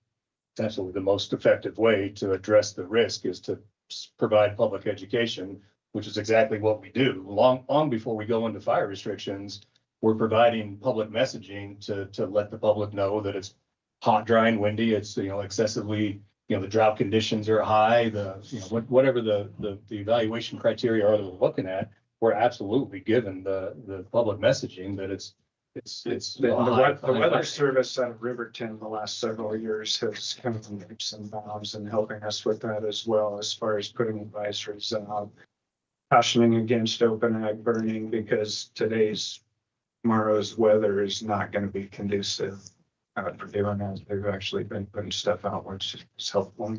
And back to the criteria, the very first criteria on the list here is, have we increased collaborative fire prevention messaging? So it's really our first step is fire prevention messaging. Okay, fair enough. I understand that, but as a commissioner, how am I supposed to respond to the constituency that says, hey, Commissioner Vickery, what the devil are you guys doing? This country's going to burn up if you don't put some sort of restrictions on something out there. And so how do I answer that question? You rely on the evaluation criteria that we have that can measure that fire danger rating. When those criteria are exceeded, then I'll come to the Board of County Commissioners and show you that those criteria have been exceeded and that my recommendation is because of that we go into fire restrictions. Okay. You're on. Well, and the other piece that we're working on as a group from the perspective of evacuations, trying to create some unified ways, some uniform ways of communicating to the county, to residents within the county, of when they should be evacuating their residents and properties and so on and so forth. One of the things that we're looking at is some of the authorities, the authority level of when an evacuation occurs. Evacuation under Wyoming law is a really interesting concept, and it's not super clearly defined as to who can close an area. So I would suggest when we think about a closure and evacuation, think about those somewhat as the same thing. An area that is closed should be evacuated from, if that makes sense. That's kind of, so think of it from that perspective. And so one of the things that we're working through, and as this plan gets put together, one of the, I guess, the foundations for the plan is the authority to effect a closure. And that is the authority, as mentioned before, it is the authority of this board upon the recommendation of your fire warden, based on this coordination and then also areas of extreme fire risk and danger. That authority can be delegated to your fire warden to operate in emergency situations. So for example, the county could delegate and say, hey, we can have a resolution within the record that says in certain circumstances of extreme fire risk, an active fire, so on and so forth, the fire warden can utilize the authority under this statute to close an area temporarily. And then that space, then in the middle of the night when fire pops up, fire warden can say, we're going to close areas, some specifically defined areas. And then that allows emergency management coordination with sheriff's office and fire to start notifying, evacuate, this area is closed, so on and so forth, and start to manage those areas of active fire. Don't have that latitude right now. It doesn't exist right now. Sure. So on evacuation orders, how much teeth does that have? Have people to, they don't have to, right? A person doesn't have to leave their own property. But one of the things that does happen is that it restricts others from accessing those areas of danger. So one of the things that does happen, and I would of course defer to Chief Cooper on this one, is when a fire pops, when a fire's going, they're fun to watch. I'll tell you, I've got some great videos from the Dollar Lake fire. It's a horrifying, destructive thing, but it is really interesting to see. And so you've got people that want to see it. House is on fire, people want to come watch. A field is on fire, people want to come see it. And so so evacuation and closures are effective tools to prevent and keep additional people out of areas that would otherwise complicate fire operations. Of course, and I'll of course hand it over to Chief Cooper to answer that one, but then an incident within an incident is the worst thing that you can have. So if you start out with a fire and then you've got people that are injured or trapped, you just compounded things way worse. And so that's where your closures and evacuations can be effective. But no, the county can't say to Dave, generally, thou shalt leave your property. There are some exceptions to that, but generally the county doesn't have the authority to say you must leave your property, if that answers your question. Yes. And do you have anything else to? Just to kind of put this together and get back on your agenda. So the reason why I'm bringing this up is I just wanted to inform the board that the fire department, the sheriff's office, the emergency management agency are currently working together to produce a operational plan for how to manage evacuations in the future. And specifically, the messaging that we're going to use. And in the past, we've used what's called Ready, Set, Go, which defines the level of threat and the preparedness level that the community that would be impacted by would be to give messaging to them on how that preparation should be occurring. So I just really wanted to receive some guidance from the Board of Commissioners to continue working with that project. And I know Sheriff Lear and Stephen Kipp are here, or at least they were And maybe can weigh in on that if you have any questions, but just looking for some guidance from the commissioners. Eventually, what I foresee happening is the completion of the document and then presenting that to the Board of Commissioners for your consideration and potentially your adoption, that would give guidance to each of our respective agencies to help us to coordinate together and to identify authorities to implement evacuation, to identify how we're going to communicate with the public during a necessary evacuation. And so that's really the reason why I bring this up to you today, is just for your kind of put it on your radar and ask for your your consideration as we continue to move forward with that effort. What has transpired, I believe, attending some meetings here and there, is you have two practice neighborhood evacuations, that one down in Barger and the other one up at Sylvan Bay, where you're actually going through and on paper practicing evacuations. And I don't think that's typically something that you've done in the past. Is that correct? That is accurate. Yeah, we've identified two different types of risk. One's a high population density subdivision, and one's a high risk subdivision based on the surrounding fuels.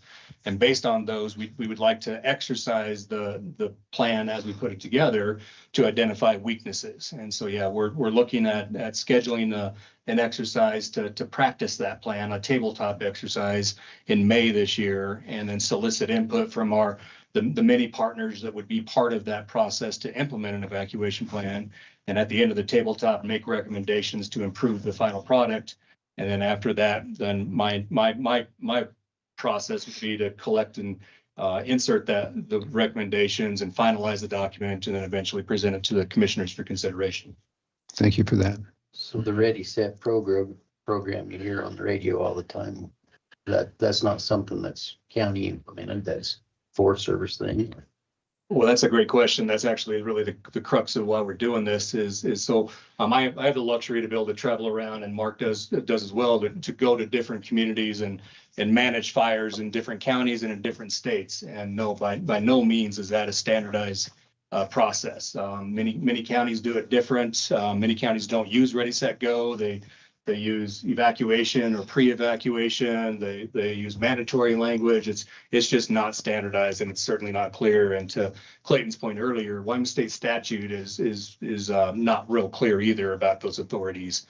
So that's exactly the reason why we're trying to create the guiding policy that I'm talking about, is to really specify how we can manage these, how we can better coordinate and make sure that the sheriff knows what the fire department's going to be expected to do, and the fire department knows what the emergency management agency is going to be expected to do, and to standardize that so we can communicate consistently with the public about, what Ready, Set, Go is, and adopt that in Sublette County.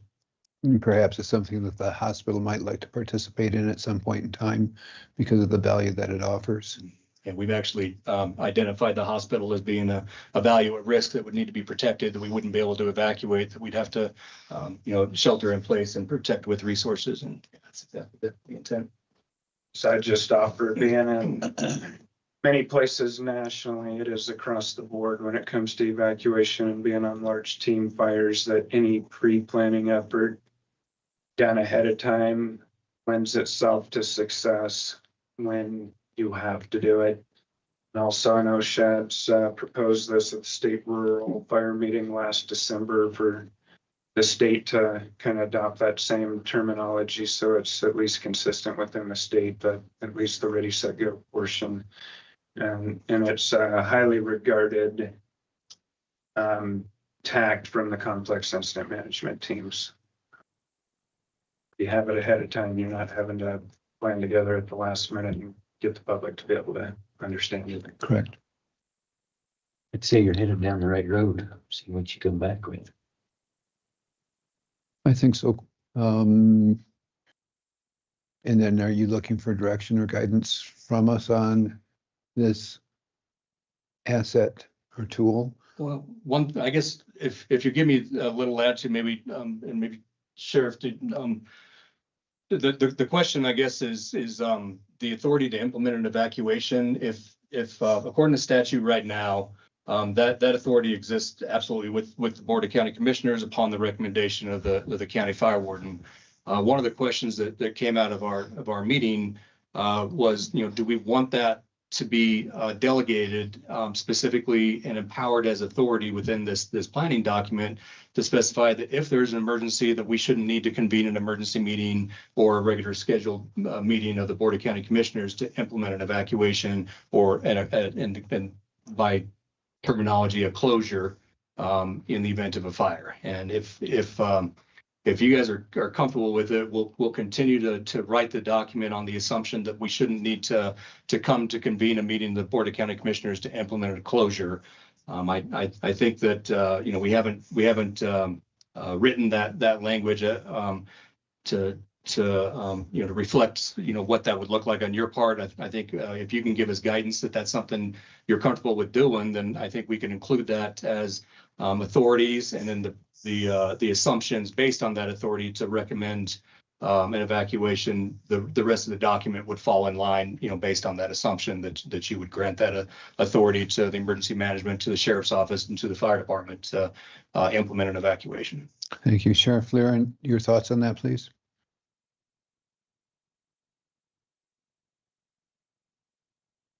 Yeah, thank you, Mr. Chairman, Commissioners.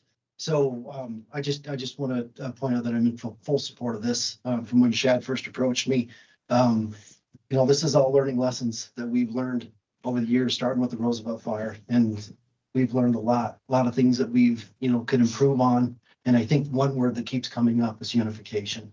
Whether that's the right word or not, that's exactly what this is unifying this. And not only for Sublette County, as Mark said, but for surrounding counties, possibly the entire state, that this protocol could be used and in place for. Because as we all know, wildland fires don't know boundaries. They don't stop at the Lincoln County line. They come over the Wyoming range and into Sublette County too. So if we have multiple counties, multiple agencies all working off the same protocol, the same directive, then it's going to benefit all of us in the end. So yeah, I'm just here to support the mission. I know Shad's already reached out to the director of WASCOP, Association of Sheriffs and Chiefs of Police, to present this as well, to get their feelings on what's law enforcement's role in this plan, whether it be closures, whether it be assistance, messaging, PIO. There's multiple facets that we can assist in, but we all have to do this together because we all own a part of this. I mean, even the commissioners. I mean, we serve the people of Sublette County, and we want to make sure that they are safe, that their homes are safe, that the property is safe, and we'll do everything we can to do so. Thank you for that. I got one. Please. So I'm not saying yes, no, nothing. I'm just saying that the public, they're going to ask us if we say that you all have all authority, they're going to question why we did that. So I'm just throwing that out there. I think they will. Can I weigh in on that one? And not say, please, yeah. Sure. Take my shirt. No, you're good. You gotta sit there. You haven't gotten permission to leave yet. So with that, and what I would suggest is don't think of it as a blanket. So that statute provides pretty good spectrum of authority. It provides the authority to restrict fire usage, to say you can't burn outside fires, so on and so forth, and also the ability to close an area of extreme risk.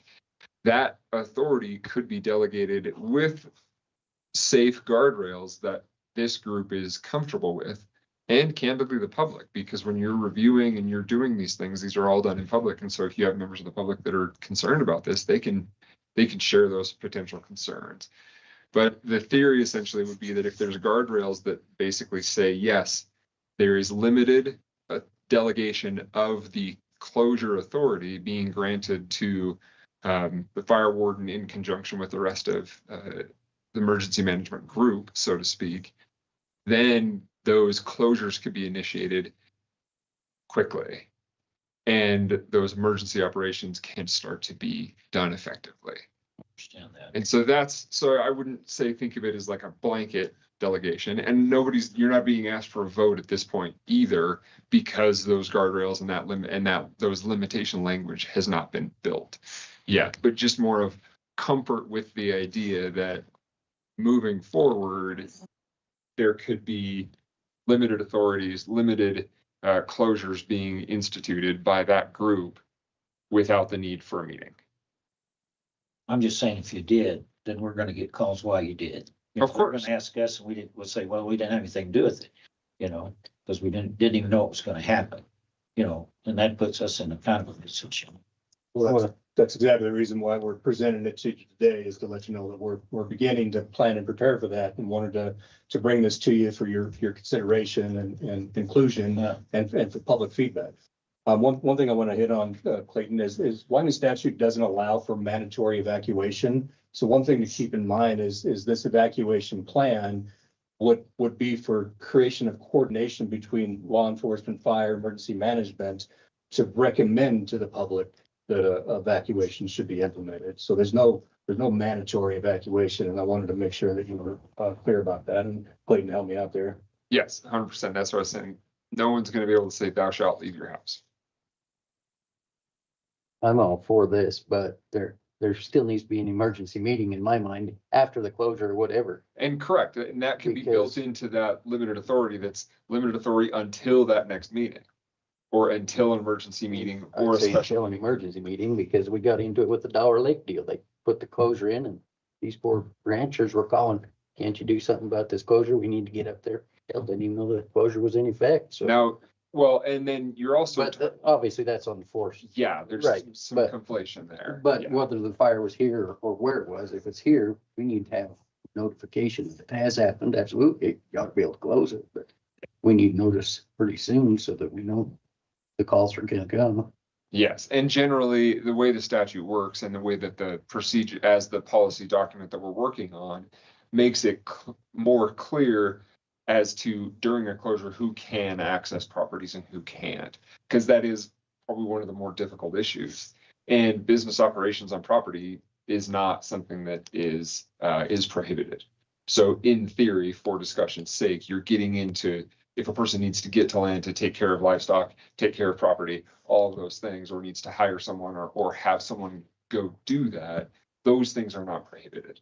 And all of that information would be in the document. And of course, you all and the public would have the opportunity to review and comment on the document and any of the proposed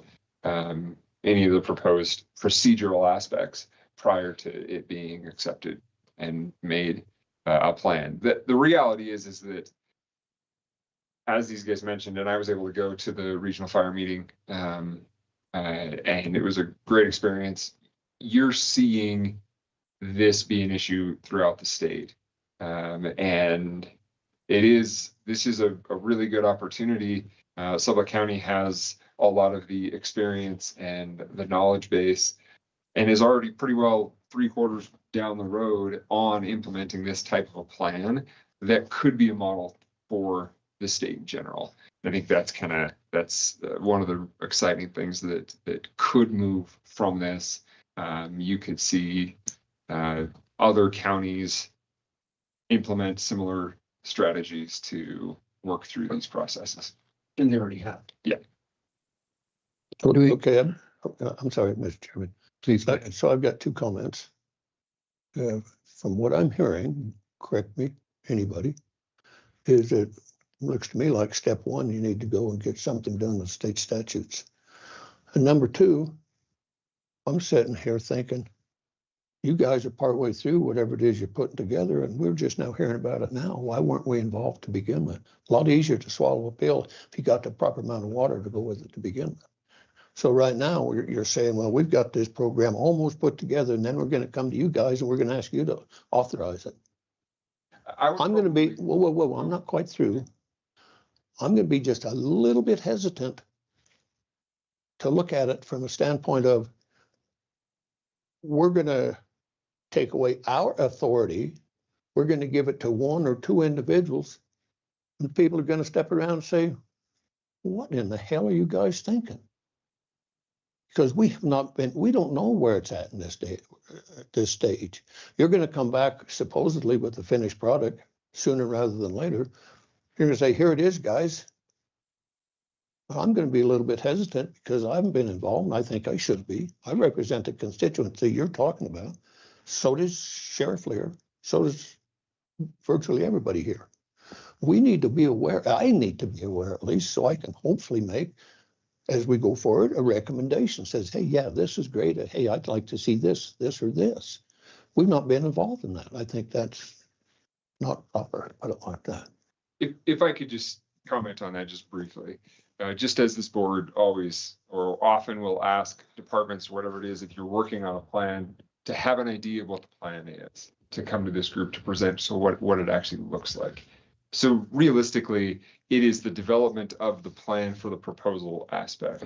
Nothing has been done or anything else, but realistically, it is pre-coordination, strategizing around the presentation of a plan, instead of coming forward and saying, hey, fire department wants to do what the fire department is, authorized to do. More of working on it, getting close and saying, here's where we're headed. Are we in the ballpark? Either way, with or without commissioner, even if there is not a delegation of that authority, there's still going to be coordination for evacuations. But the piece that the delegation, the limited delegation of authority, and just as Commissioner Bradley mentioned, very limited, so everyone's on the same page and there's emergency, and then you guys are in the loop as soon as possible. All that does is it provides more teeth to some of the enforcement issues that come along with an evacuation that protects firefighters and everything else. Okay. So I would suggest it's not necessarily something that's being sprung upon you. An evacuation coordination plan is something that would be built either way, regardless of that delegation of authority, limited delegation of authority. No, I can understand that part of it. But as far as getting the authorization, even out where I live, have Amber Alert. It goes bang right now, and it lets us know what's going on. Same thing could be happening here with whoever's on that commission. Yep, Steve Kipp's right here, and that's part of the plan. Okay, so what I'm saying is, if that goes out, the commissioners can respond and just that quick say, yes, do it. No, you can't, because you can't act outside of a meeting. Okay, well, I still, I'm going to be a little hesitant about jumping in with both feet until I understand where this thing's going. And quite frankly, so I'm not going to be too excited about delegating this kind of responsibility to one individual. I don't care whether it's sheriff, whether it's Mr. Cooper, or whether it's Mr. Kipp. I'm just not going to do that. Yeah, Commissioner Vickery, and you won't be. There isn't going to be one person here that is going to make all the decisions. Again, uniformity. This is going to be a joint decision. The information that Shad receives from the state partners, federal partners, county partners is all going to be presented to you. Our goal here is to be proactive, regardless whether you authorize this or not. We're still going to have wildfires. We're still going to respond. We're still going to have evacuations. Nothing's going to change. We still have to comply with state statute and constitutional statute as well. And we aren't going to violate that. Our main purpose is to make this easier for everybody, public included, so they understand how we respond, why we put evacuations in place, why when we ask you to evacuate your property, yes, you have a right to stay and defend, but these are the reasons that we are asking you to, and these are consequences if you do decide to stay and defend. And usually they're pretty dire consequences. So again, this is a tool to help everyone, including the public, when we experience a wildfire, because we will. Again, I can't say if it's going to be this summer or this year, but we will have one again. And all this is going to do, Chief may not be here, I may not be here, you guys may not be here.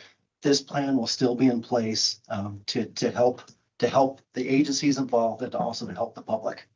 So, and I would, I don't want to speak for everyone here, but I would invite any one of you, if you want to attend one of these meetings, just to see what we're doing. I have no problem with that. I know you guys' schedule are busy, and I believe that's probably why. Again, we're just trying to be proactive. because we know this is going to happen again, and we want to make it better. We don't want to make it worse. So. Yes, please. Just to clarify, I want to make abundantly clear. My intent is to coordinate emergency response with our emergency response agencies, with fire law, EMS, emergency management. And that's exactly what we've done. And I would assume that that would be the direction this Board of Commissioners would expect us to go, to work together. Last week, during a meeting with county attorney, he had addressed, there's a question of authority that needs to be addressed. And during that meeting, I said, hey, I'm on the commissioners meeting next Tuesday anyway. It was already past the deadline for agenda inclusion. And I said, we're already on the agenda anyway to talk about exactly this statutory authority. Why don't we just bring it up at that point? So to correct the statement, I want to make it very clear. It just recently came up, the question of authority of implementation of evacuation. Matter of fact, less than a week ago. And that's the reason why we're in front of the Board of Commissioners today and bringing this up for your consideration, is upon the recommendation of the county attorney that, hey, the authority is something that's part of evacuation planning that should be included in the document that should be addressed. And that's the rest of it. The coordination piece is exactly what I would anticipate you would expect of your emergency response agencies to do, is coordinate together for wildland fire response. Sure. Thank you for that explanation. I view it as department heads working together to come up with a future plan and setting the groundwork for it, coming to a meeting, informing us of where you're at. And just because we should be informed and saying this is what we're working on, what we're trying to accomplish, and then we will present you a finished product later. I think that's how things work. If you want to be involved, you're more than welcome to. Anyone on the commission, I would believe, can participate. But because we don't want to participate doesn't mean that, or we elect not to, doesn't mean that the project needs to come to a halt, because that's why we have department heads. And that's my opinion in that regard. So are we comfortable with letting them continue forward with this to see where it takes us? And then we'll have a meeting or some meetings, and then go from there? Yeah, I'm open to that, and we'll look at it. Correct. There's no promises being made other than we're putting together a thought process to see where it takes us. Is that acceptable, Commissioner Vickery? Yeah, I'm fine with it, but I just think it was, for this program, it looks like it's incorporating a lot. And I understand and I appreciate the reasoning behind it. Don't get me wrong there. But if we're ultimate authority, we should have went to first grade, not to 10th grade to start with, what I'm saying. Or maybe not quite, maybe it's just second grade up to 8th grade. I don't know. But that's my take on it. You're in the loop. Yeah, okay. So one other thing, I have a question. So what created the wildfire out here on Core Road? Do we know? You looking at me? No, I'm just asking somebody. I live out there, but it wasn't me. I was at work. Okay. What would have created that? I'm just curious. So our agency responded to a small wildfire. The investigation was inconclusive and undetermined. Probably a cigarette or something like that. Just I'm not going to make any assumptions about what caused the fire. As I stated, it was inconclusive and undetermined. So fire in January is pretty unusual in Sublette County. So going forward, yes, I would anticipate we're going to have a terrible year this year if the weather doesn't change its cycle. I appreciate that information. Do we have any questions from those in attendance or online? Please, Mr. Kipp. So Steve Kipp, Emergency Management. Obviously, as we guys know, this is something that has to be done. The evacuations are just kind of a reality out here. And statewide, it's a very difficult thing, legally to tackle. Shad's kind of been heading up the actual tackling of both the legal side and the enforcement side, and kind of everything wrapped into one. And this is bringing some structure and some clarity into a subject that's otherwise very murky and very sticky. So I think it's going in a real good direction, being involved with some prior ones. We're going to have, essentially steps laid out in front of us instead of going, okay, we're evacuating again. Let's try to remember what we did good last time. Now we're going to have a plan. So I think this is a really good place to go. And we just want to make sure we're checking all the boxes and making sure that when Shad says, hey, we need to empty out these houses at 2 a.m., it's not an hour to do so. He can start that ball rolling, and we can get that done in minutes rather than hours. So lots of support for having this go forward. Appreciate that. Thank you very much. Absolutely. Thank you for coming, Mark. I appreciate your knowledge and thoughts. Sheriff Lear, thank you. Appreciate it. Chief Cooper, thank you so very much. I appreciate your time and good efforts.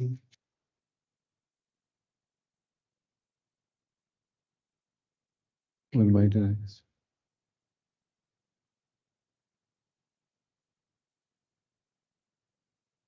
Can we request it? You are. I would presume so. Okay, thank you. Bill Patton, I'm sorry. Thank you for waiting patiently. I know that you're a busy person and Understand how agendas go, so thank you. I appreciate the opportunity. Good morning. Thank you for joining us. Owe you a phone call. Never forgot. Yeah, I know that. I have a number of things to update you on, and then happy to answer questions on any other topics. I'm trying to pick out the most important things that I think you need to know about. So I'll start with CEO interviews. The board has coordinated 3 candidates that have been brought in for interviews. In addition to talking to the board, they have met with the employees, the senior leadership team, the medical staff, and the board will be meeting in the coming days to evaluate the 3 candidates to see whether or not they actually want to move forward with making an offer. It's my sense that we're looking at probably at least a month to negotiate a contract. So we would be probably the end of February before we'd be able to make an announcement, assuming the board is satisfied with one of these 3. We've started a new telepediatric program. This is in conjunction with Intermountain Health. So right now, our hospitalist service is staffed by internal medicine doctors, and they see typically down to like 16 or 18 years of age. They usually don't do pediatrics. Family medicine docs do that. And so we only have one family medicine doc here in Pinedale, Dr. Eder. And so this program will allow us through video link to be able to talk with a board certified pediatrician. And actually from 7 p.m. until 7 a.m., a doctor would be available, albeit remotely, to care for a patient if we needed to hold them. This is an area that I think over the next year or 2, we're going to look at how do we expand our capacity to take care of kids. And part of that is going to be recruitment of additional family medicine doctors so that it's not just Dr. Eder. Last time we met, you shared with me concerns about our phone system. You talked about people not liking our phone trees. You talked about delay in returning phone calls. So in response to that, I went back and I met with my team and found a couple of things. So one, when the phone system at the new hospital was programmed, all of the extensions were programmed for voicemail. Well, we don't want all of the extensions to have voicemail. So an example would be the room where we do ultrasound. No one is in that room except when we're providing care. And so we want a phone there so that they could call out, but not so much that people would be calling in. That phone was programmed for voicemail. And so no one knew to check it. So we've gone through and we've verified that all of the phone extensions that should have voicemail have it, and those that shouldn't, it's been redirected to another voicemail. So we really appreciated that heads up. We also know that people don't like call trees. You know, press 1 for this, 2 for that. So we're in an experiment phase. I think this is the 3rd week that we're trying it. During normal business hours, so 8 a.m. to 5 p.m., we have a live person answering the phone. So we actually have an operator. Yeah. So if she happens to be on the phone, then we have a second person, a live person, and then it would go to a call tree. So you have 3 chances before you get to a call tree. But we're trying that, and so I'd be curious if you've heard anything. There are still off-hours call trees that we use because we don't have an operator. And once you get into certain departments, you still may have a call tree. But this is a response trying to say, can we do a better job handling the phones? So if you've heard anything, I would really be anxious to hear that feedback. Our annual audit, so the oversight of the financials of the district, we should have the results of that by the end of February. And when we have that, I'll include that in a presentation to you, Shaw. So I'll give you a summary of what our audit is from 2025. So we're on a July-June fiscal year. So as soon as we get the annual audit, I'll share it with you. And then also as it relates to the budget, the board recently asked us to do a revised budget based on actuals from the first 4 or 5 months that we've been open. So the budget we've been working under is a theoretical budget. You know, it was just made on assumptions. Now we had some real data. And what we found when we looked at the real data is that some of the volume assumptions were a bit too optimistic. So inpatients, for example, were assumed to be 3.5 a day. We're actually averaging around 2.5 a day. ER volumes were assumed to be a little bit higher than what we're experiencing. And clinic volumes were significantly higher than what we're experiencing. So revenues were predicted to be higher than what we're seeing. Also, healthcare is unique in that what we bill you isn't what you pay. I wish that the way that healthcare works, I could do that when I go to the grocery store or to the auto mechanic. I know you're billing me $1,000 to fix my car, but of the $1,000, I'm going to only recognize $800. And of the $800, I'm only going to pay you $500. That's the way it works in healthcare. No other business that I'm aware of works that way. And so the assumptions that were made as far as how much we would collect, again, we're very optimistic, almost half in some areas. So we write off many times more than 50 cents on every dollar that we bill. In the world according to Bill, if I could fix healthcare billing, that would be one of the first things. Get rid of all of these adjustments. What I bill you is what you pay, and then my bills would go down significantly.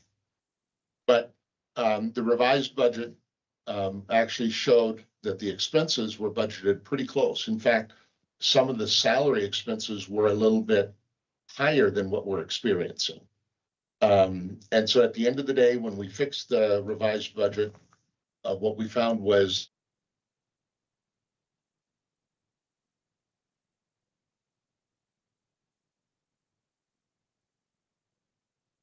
million. Critical access, and I'll talk more in detail about that in a minute. Critical access will generate about 11,000 a day, or just over $4 million annualized.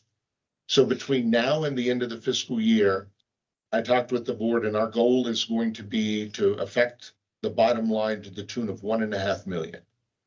500,000 in expense reductions, 1 million in revenue, and this is net revenue increases. So addressing additional capacity. So I think it was a good thing that the board had us do the revised budget. As it relates to critical access, financially, that's going to be huge for us, $4 million a year.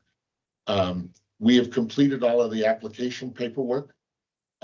We are now in line to be surveyed. Yet again, I think this will be our 3rd survey since we've been open. We thought they were going to be here today. They are not. So we're fingers crossed that they'll be here tomorrow. We're expecting a 2-day survey. Once they survey us, then They have 10 business days to give us a list of any deficiencies they found. We have 10 calendar days to do a plan of correction. Once the plan of correction is accepted, then that's the date that we can go back to and start billing. So until all of those bureaucratic steps are finished, we're just on hold as it relates to critical access. But we are working hard on getting all of the billing for Medicare and Medicaid. We're now billing Medicaid. We're waiting to bill Medicare. We found that there were a number of computer system build issues, and we're wanting to get those resolved before we start billing Medicare, but we're very close to that. And then the last thing that I wanted to share with you relates to the Sublette Center.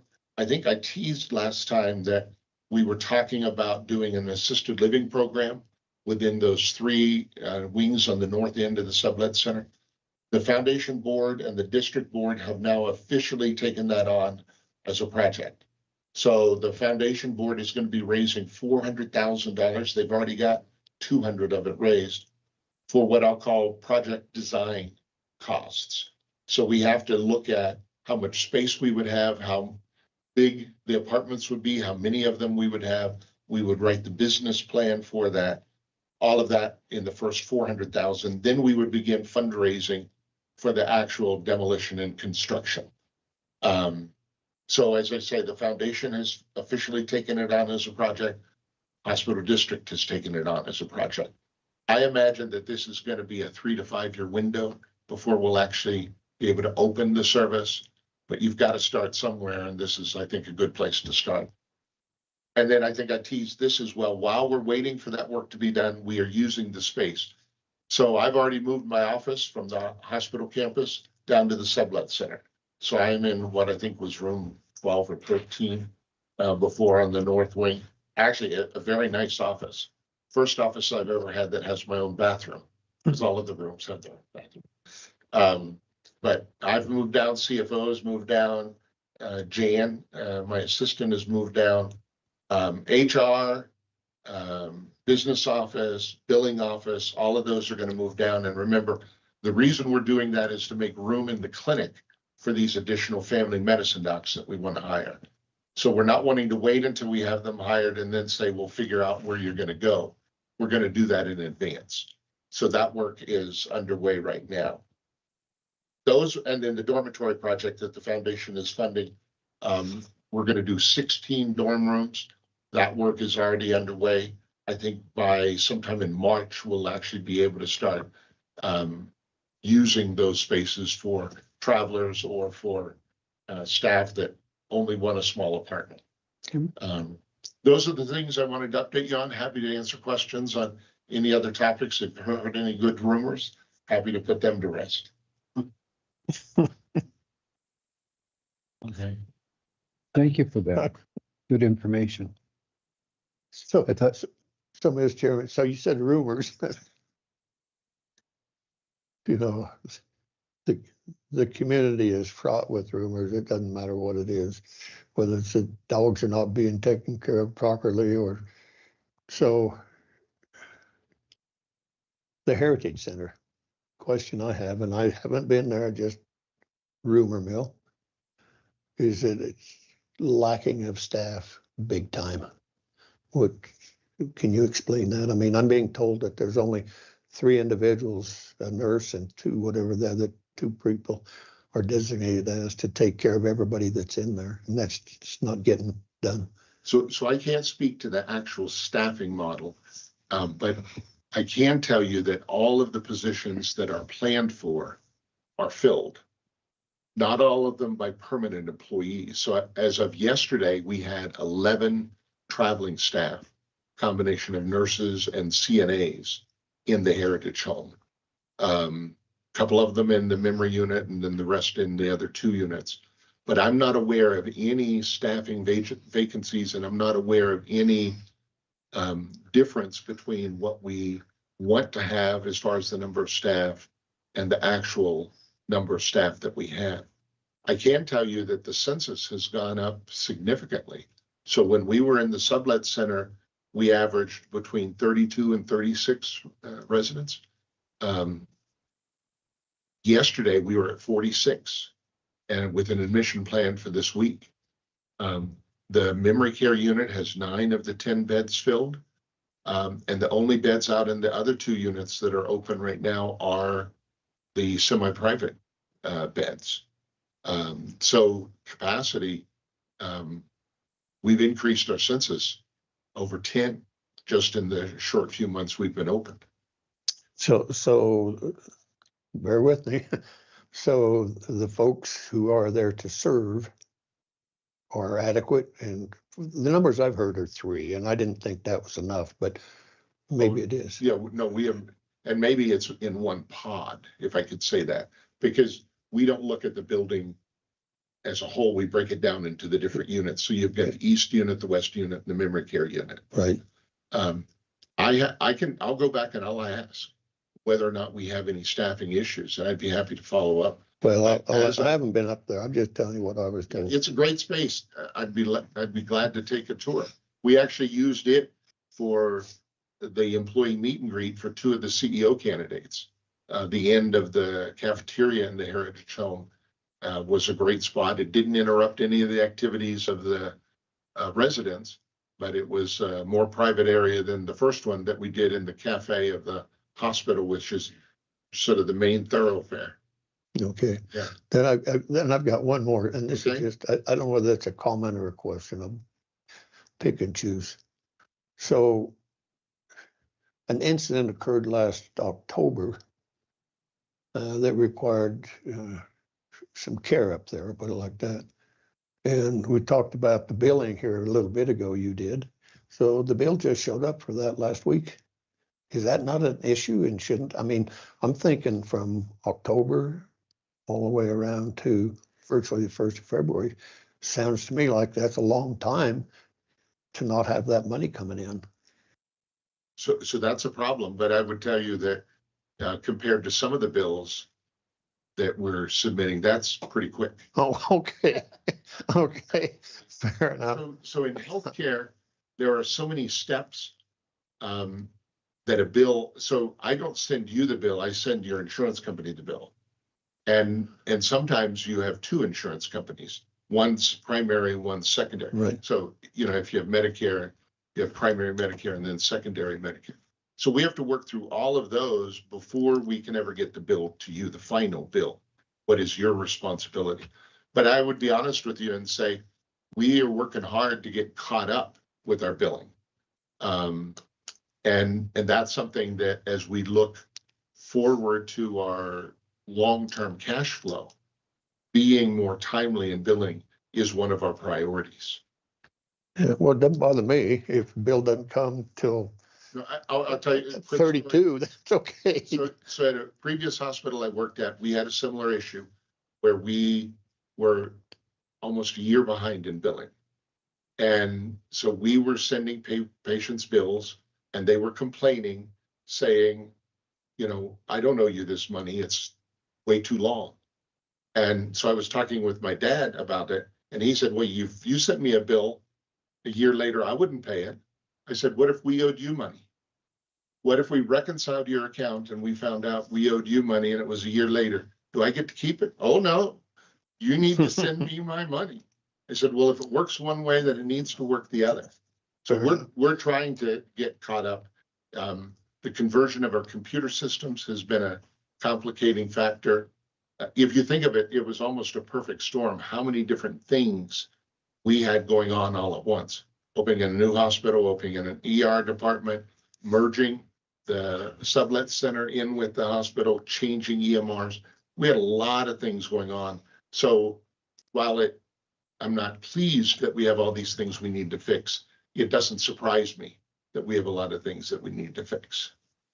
Okay, so I've got one more question, but I'm going to preface it with this. I think last time we discussed something about your tenure here would be in March. Is that correct? Have you extended that? Yeah, I've said that I can be here through the 3rd week of April. Okay. Well, I want you to know from my perspective as a commissioner, I certainly appreciate you coming here and giving us these updates because we just haven't seen that over the past. And whether we like what you say or not, it doesn't matter. It's the fact that you're here for me, and I appreciate that. So then, the next bullet. So last time you were here, I sort of indicated, geez, it would be nice to see if the hospital district would publish their payroll like the county does. So people out there, myself included, could look and say, wow, they're not making what I thought they would. Or, wow, they're making a lot more than I thought they would. Is that a doable thing or is that not? So it's doable. I don't know that there's anything that would prevent us from doing it. I would say that it's not common. So Sublette County is the 7th hospital I've had the privilege to lead. No other hospital has done what you're describing. When I was in Sitka, Alaska, the hospital in Sitka was owned by the city and county. Actually, they called them boroughs in Alaska, the city and borough of Sitka. And so I was a public employee. And so my contract on 4 different occasions was front page news. And so it's my understanding that because we are government, people can request information and we then provide it. But I'm not aware of any hospital that has published in a proactive manner the way that you have described. I'm happy to take the topic back to the board and to see whether or not that's something that they would want to entertain. Well, I guess no reason other than the fact that it's a taxpayer supported entity. And I would think the taxpayers would like to see where their money's going. They certainly ask us. No, I understand. The challenge in healthcare is that people don't understand the context of healthcare salaries.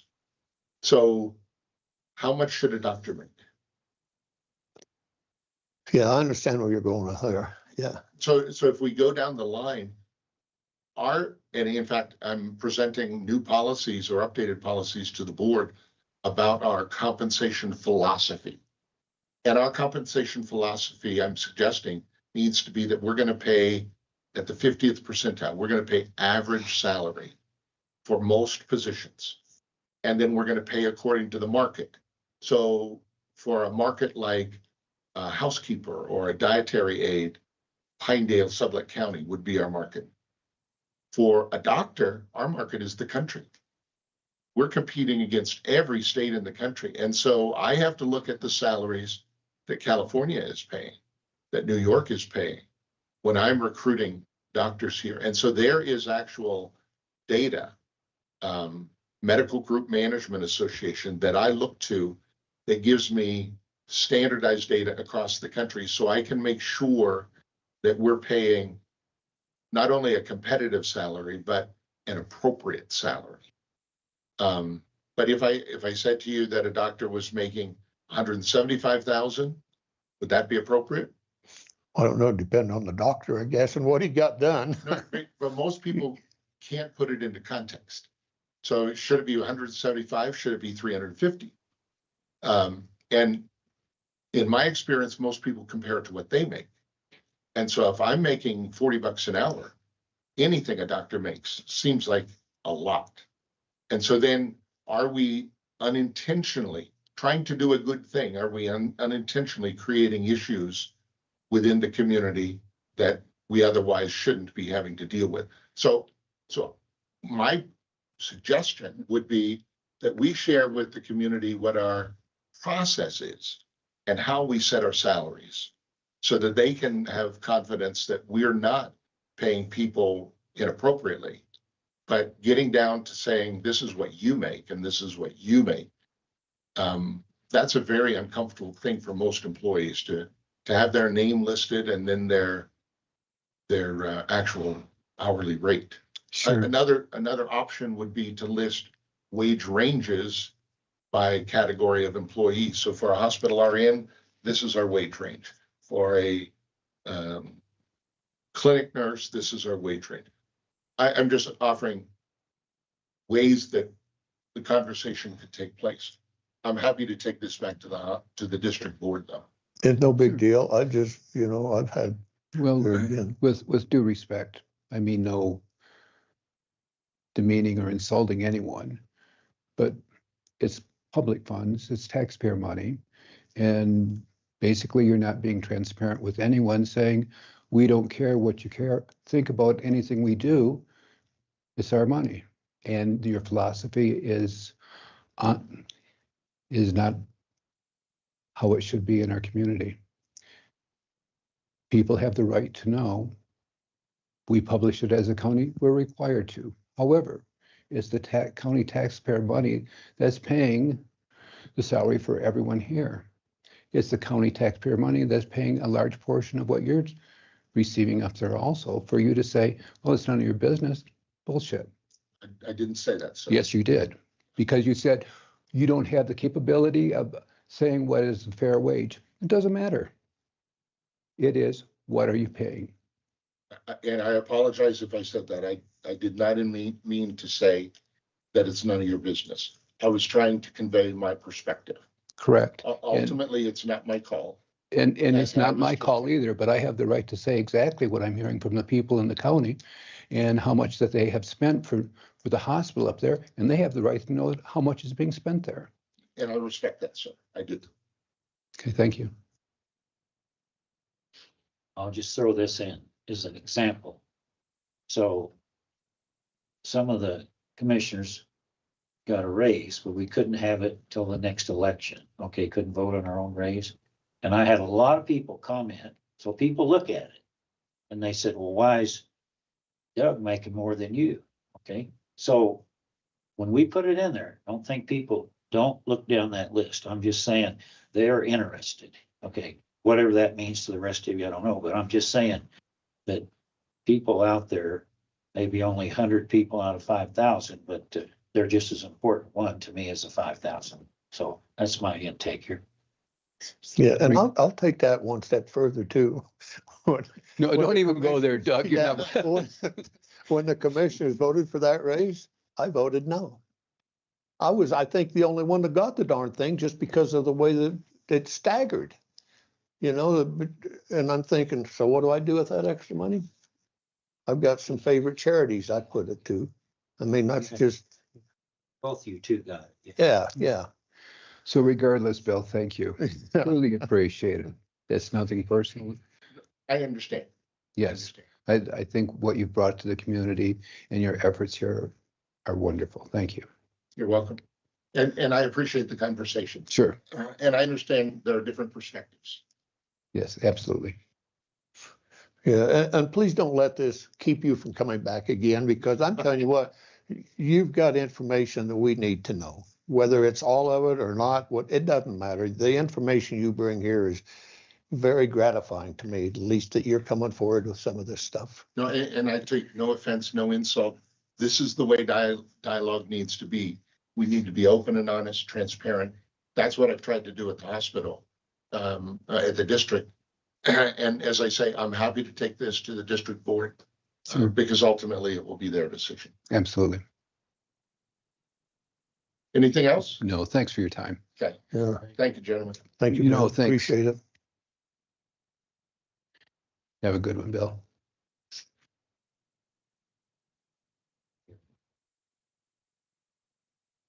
Well, I don't know that we need to take a break. Jessica's already taken hers. Yeah. Can you bear with us, Amber? I'll take a break. 2-minute break, please. Thank you. This way, yeah, we're just getting warm.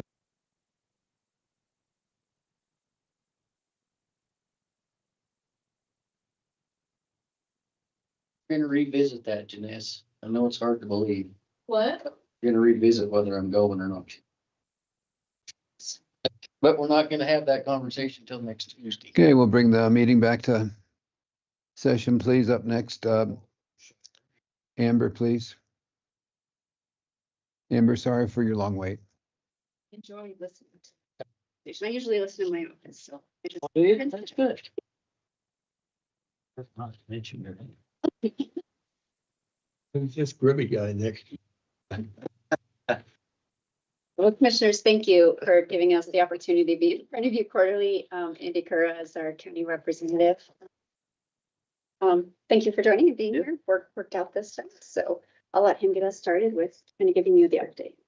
I won't, I'm not gonna go through the whole report Amber presented. I hope you're able to take a look at it and read it, but just as the county appointed board member for the PAC, I just kind of wanted to give you my perspective on my 6 months there so far. Some of the things that stand out to me, and kind of one that I'm gonna focus on a little is the return on investment the PAC provides. So your investment into the PAC, kind of the return on investment to the community that it gives, is a great one. The staff work hard, efficiently, with the resources they have. They utilize multiple partnerships, grants, to extend programs that they offer, which I think is really good to see. The programming serves not only a single entity or a single group of community members, but a broad range of people from seniors to young children. So I think that's great and something to keep in mind when we think about funding and planning as far as the PAC goes.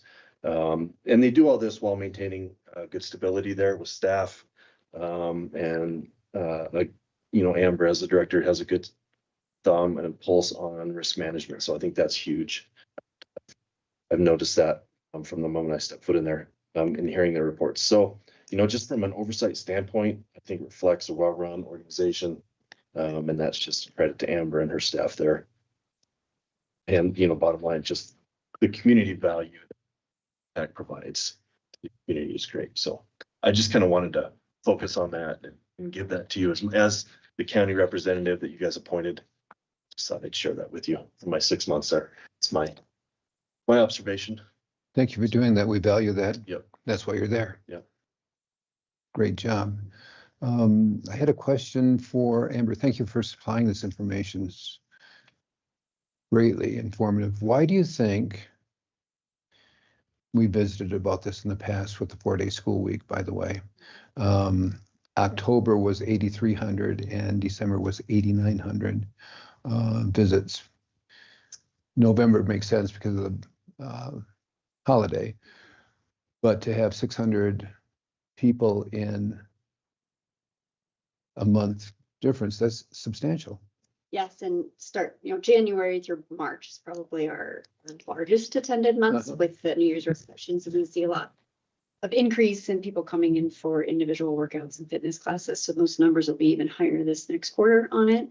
But specific for December, one of the highlights I actually jotted down to add to the report was our day after Christmas, so that December 26th and January 2nd, which wouldn't be included in December's, but were our highest days, those December 26th comparison and January 2nd comparisons across the years.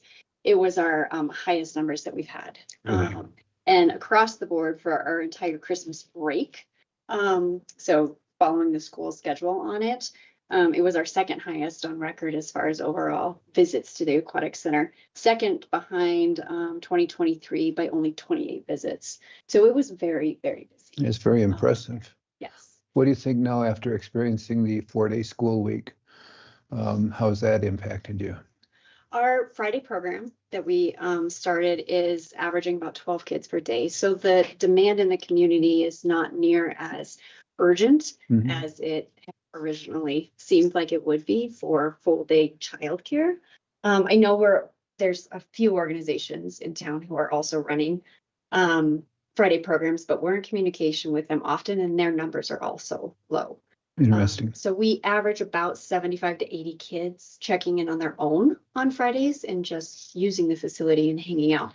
But it has not been overwhelming as far as unable to keep up with the demand of it. It's interesting. Thank you for that. Questions from the board? Online questions? I do have two other updates, just awarenesses for you guys real quick, if you don't mind. We do have a new board member, Jameson Ziegler, as a school appointed representative. So Chauncey Goodrich was in that position, and as of January, they flipped places. So Chauncey is now over at BOCES and Jameson is with us.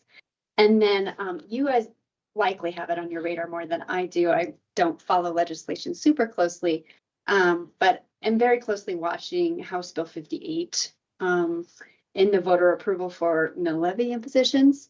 If that passes through, then it would require school districts to put out to public vote the ability to levy a rec mill every 4 years. And so PAC receives 65 to 75% of our funding every year from the rec mill that the school currently levies. So it would be heavily impactful for us. And if it passes, we would hope that our value in the community is spoken through the actions over the years.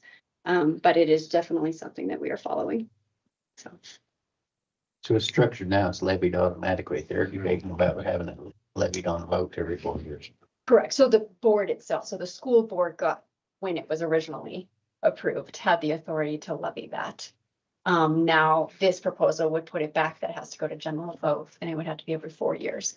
And those that are currently in existence, like ours is now, would expire in 2028. Thank you.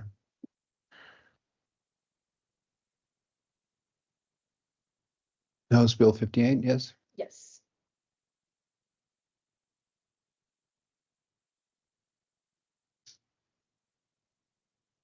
Okay. You know, I'm just gonna make a comment because I can.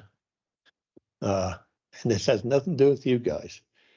But the theory behind the 4-day school week was to allow most of the athletic events to go for the Fridays and the Saturdays. And yet when you look at the schedule for Pinedale, it starts on Tuesday and goes right on through Saturday.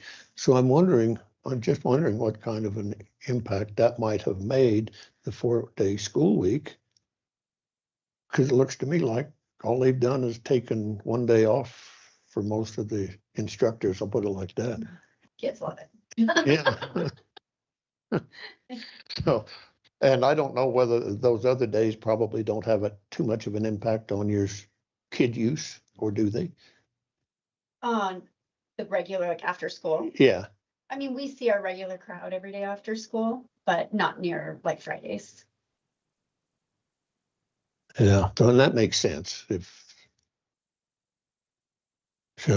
Okay, well, anyway, great facility, great people taking care of it.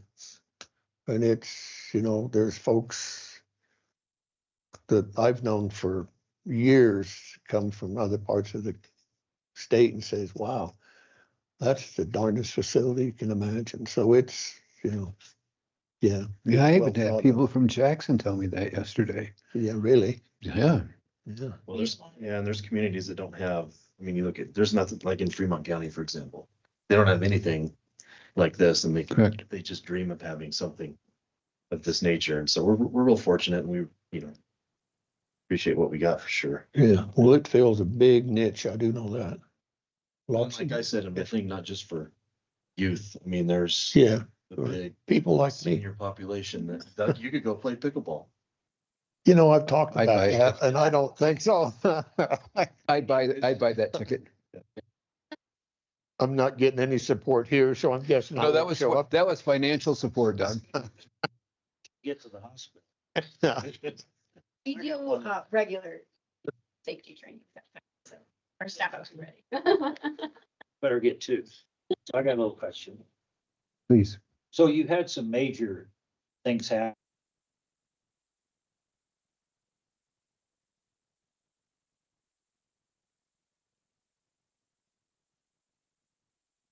As major as the renovations of the leisure pool, no. With the aging of the facility, there have been conversations about needing to do a similar-ish redo of the competition pool, not in ripping up the deck and leaking pipes, but in the resealing the pool itself and relining the bottom of the pool. But that's based off of age of the building. And then we anticipate some smaller projects coming up, like our ice melt system on the front steps and ramp. We're having some issues with, but those aren't near as large as this. While I'm talking though, I'm reminded that our roof, I always say roof is in really rough shape. And I'm not involved in a lot of those conversations. They're handled at the school district level as far as like building maintenance on it.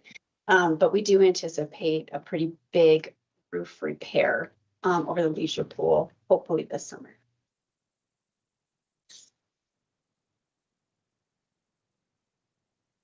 Doing a great job. You can probably get more out of him though. We've enjoyed having him as a very good. Yeah, sure appreciate you doing it. Thank you. Thanks. Thank you. Thanks. I'll leave it. Thanks for your time. For guys to review at your leisure. If you have any other questions on it, you know where to find us. See you guys later. Thank you. Thank you. Thanks for coming in.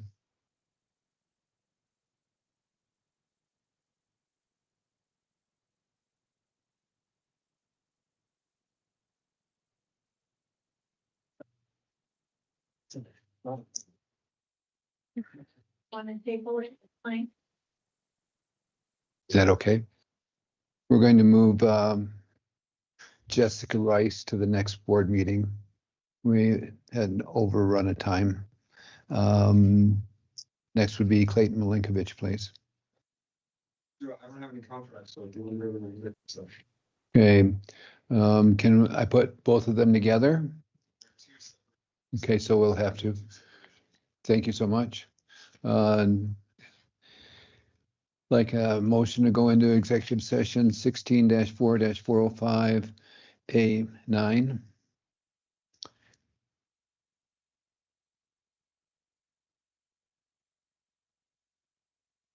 So moved.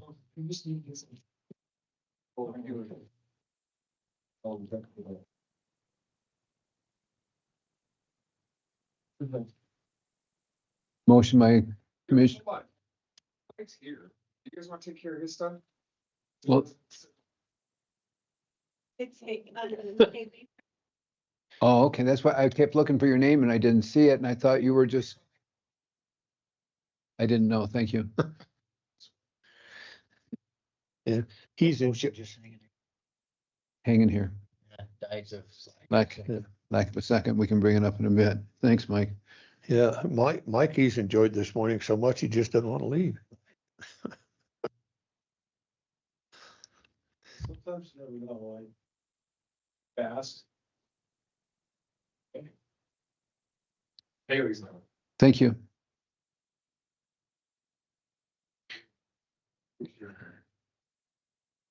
Is there a payback on this? Is that what just happened to move him in up? Okay. Oh, You're on the lake and it's not your boat. For yourself. no maintenance. Well, no. Gaggle of teenagers, and I'm like paranoid that one of them's gonna do something stupid. Or the big boat's gonna sneak on the watch, but it's like, I'm there with Mike, I can actually relax. There you go. Since he doesn't care, don't invite him.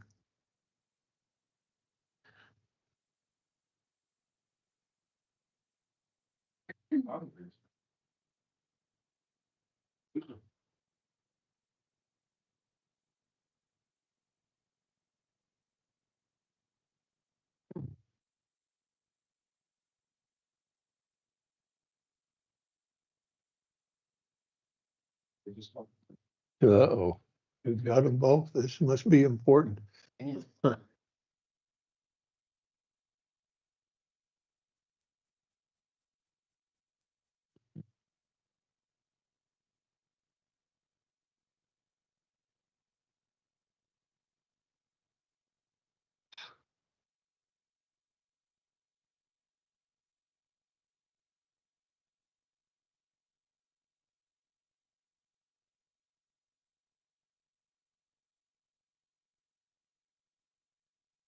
Hello, Haley, please come up. We're waiting on you. Mike, were you participating in this or just a bystander?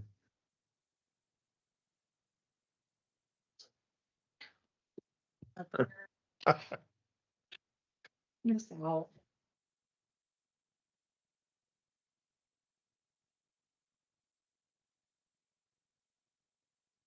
Hello. Oh, can you hear me? Is that, I think that's, I am. Let me just, I don't, I feel like I'm not ready to share. I was. I think I might not share because, sorry, now I have too many things up on my.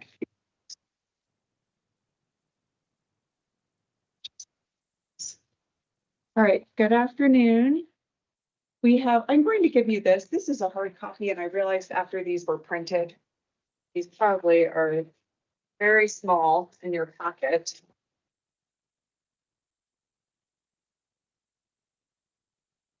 First up, we have the Caddy Minor Subdivision Second Amendment.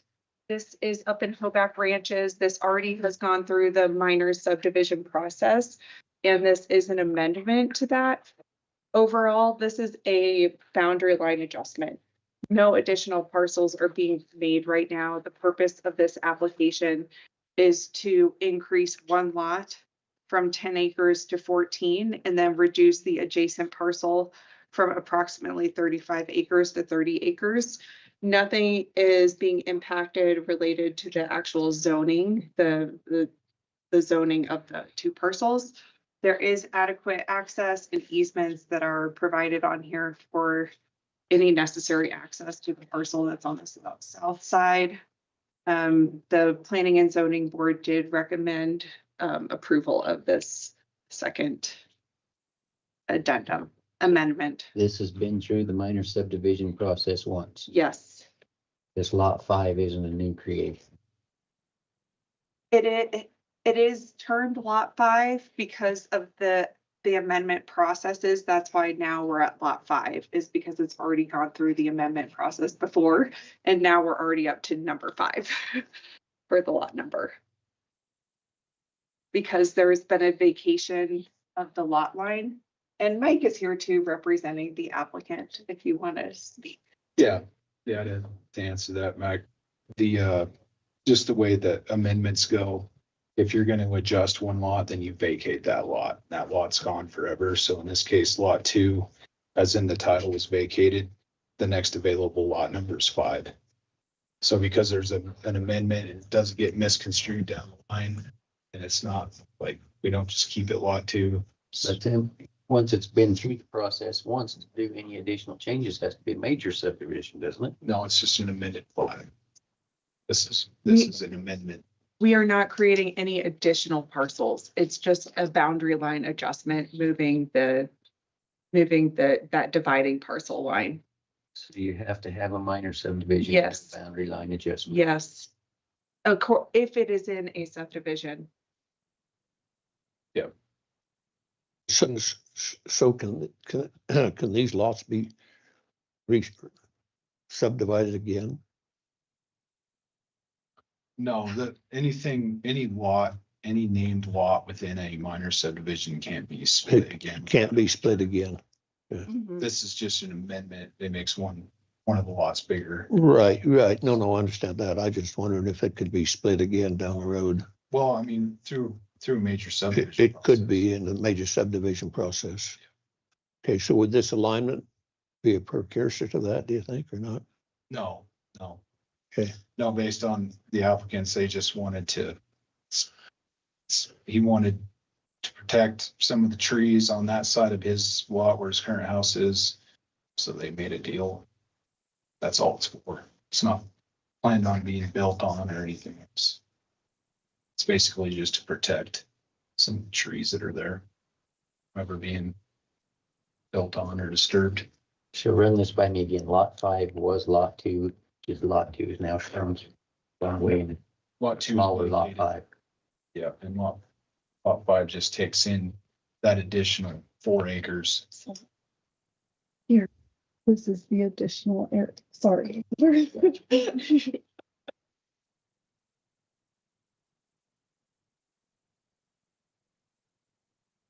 And this is our process based off of the way the code is written.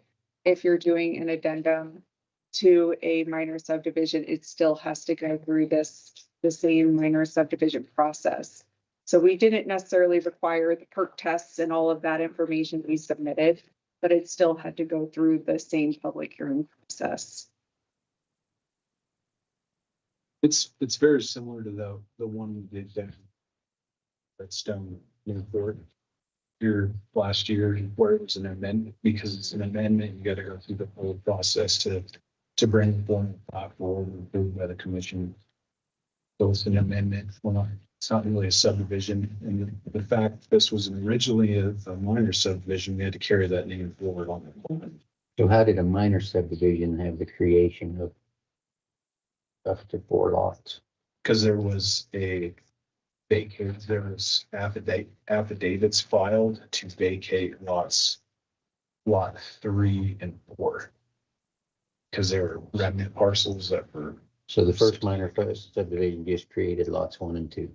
2, and then there was originally a 3, 4. So how did those happen without it being a major subdivision? They called them lots, and they're really remnant parcels that were really big, like the rest of this half section was called a lot. And then by affidavit, because it was over the 35 acres, they just vacated it, so it's not part of the subdivision.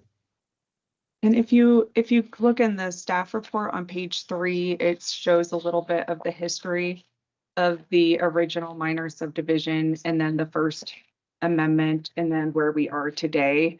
And the second amendment or the first amendment, there were some adjustments that were outside of this minor subdivision that impacted the lot 4. And it took me a minute to catch up on how this all happened just with 2 amendments. So believe me, I understand where you're coming from. But on page 3 at the top, that's what the original subdivision is lot 1 and lot 2 and lot 3. It was vacated. And that was vacated. And then after lot 4 was vacated, Well, wait a second. yeah, because then they did a boundary line adjustment up here because at some point. And so lot 4 was then vacated. So really, when somebody comes in and they want to do something like this, then I gotta trace down through the record, like the history of, what's the next lot number in line? And because there have been previously a lot 3 and a lot 4 that were vacated by affidavit. I think They were over 35 acres. yes, Okay. it's kind of just a naming. This plaque, the original plaque could have just been put together with a lot 1, lot 2. But parent remnant parcel, because it's so big, we have a section. But they named it something and just for. It didn't need that lot 3 name with the original, but then now we're trying to deal with it. Just to make sure we're not confused. It's confusing. A lot of what goes on up there. I don't know how you track it off. See the records, tracing down. I thought to start with, this was the first amendment, and I was wrong. So. Maybe the second amendment. So you can do as many amendments as you want on a minor subdivision. Yeah, you can, as long as you're not making additional lots. As long as you're not subdividing. You're just adjusting boundaries. As long as. So- Commission approves it, yeah. So if this is gonna come before you again for subdivision, that'd come through the major subdivision then? If it is further divided, it would then go through the major subdivision process. Okay. We're gonna have findings to make this motion. There is a draft motion also at the end of page 6 of this.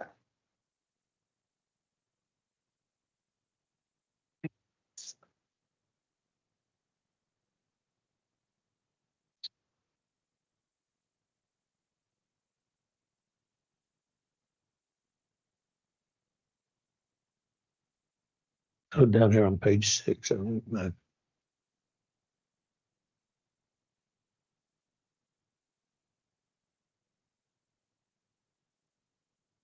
Chairman, I'd make a motion. Recommend approval of Caddy minor subdivision second amendment based on the findings that the application meets the requirements of Sublette County subdivision regulation. Have a motion by Commissioner Bradley. I'll second. Is there any discussions pertaining to this? All in favor? Opposed? Motion passed. Thank you. Thank you. Would you guys like to sign this? Well, here. What if we say no? Okay, yeah, yes.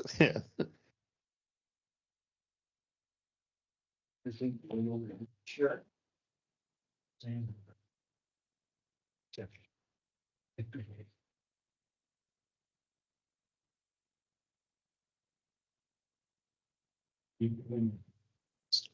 Yeah.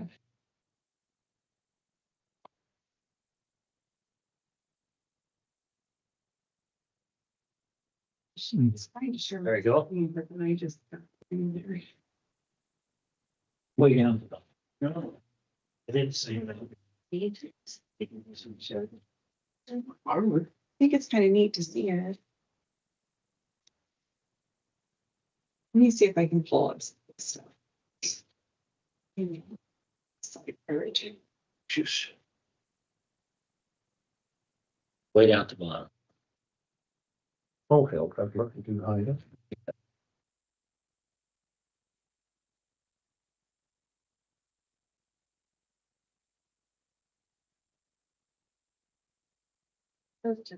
Sorry. Thank you.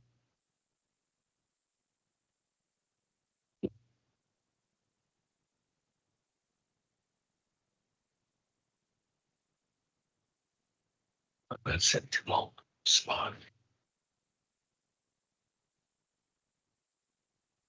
Thank you. Yeah.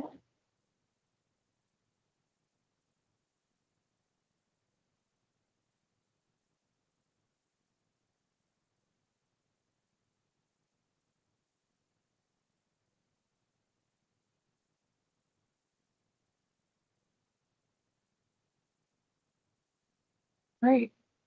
Jessica, do you mind if I share my screen? If that's possible.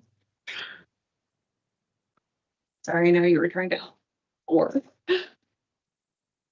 I should get it. Perfect.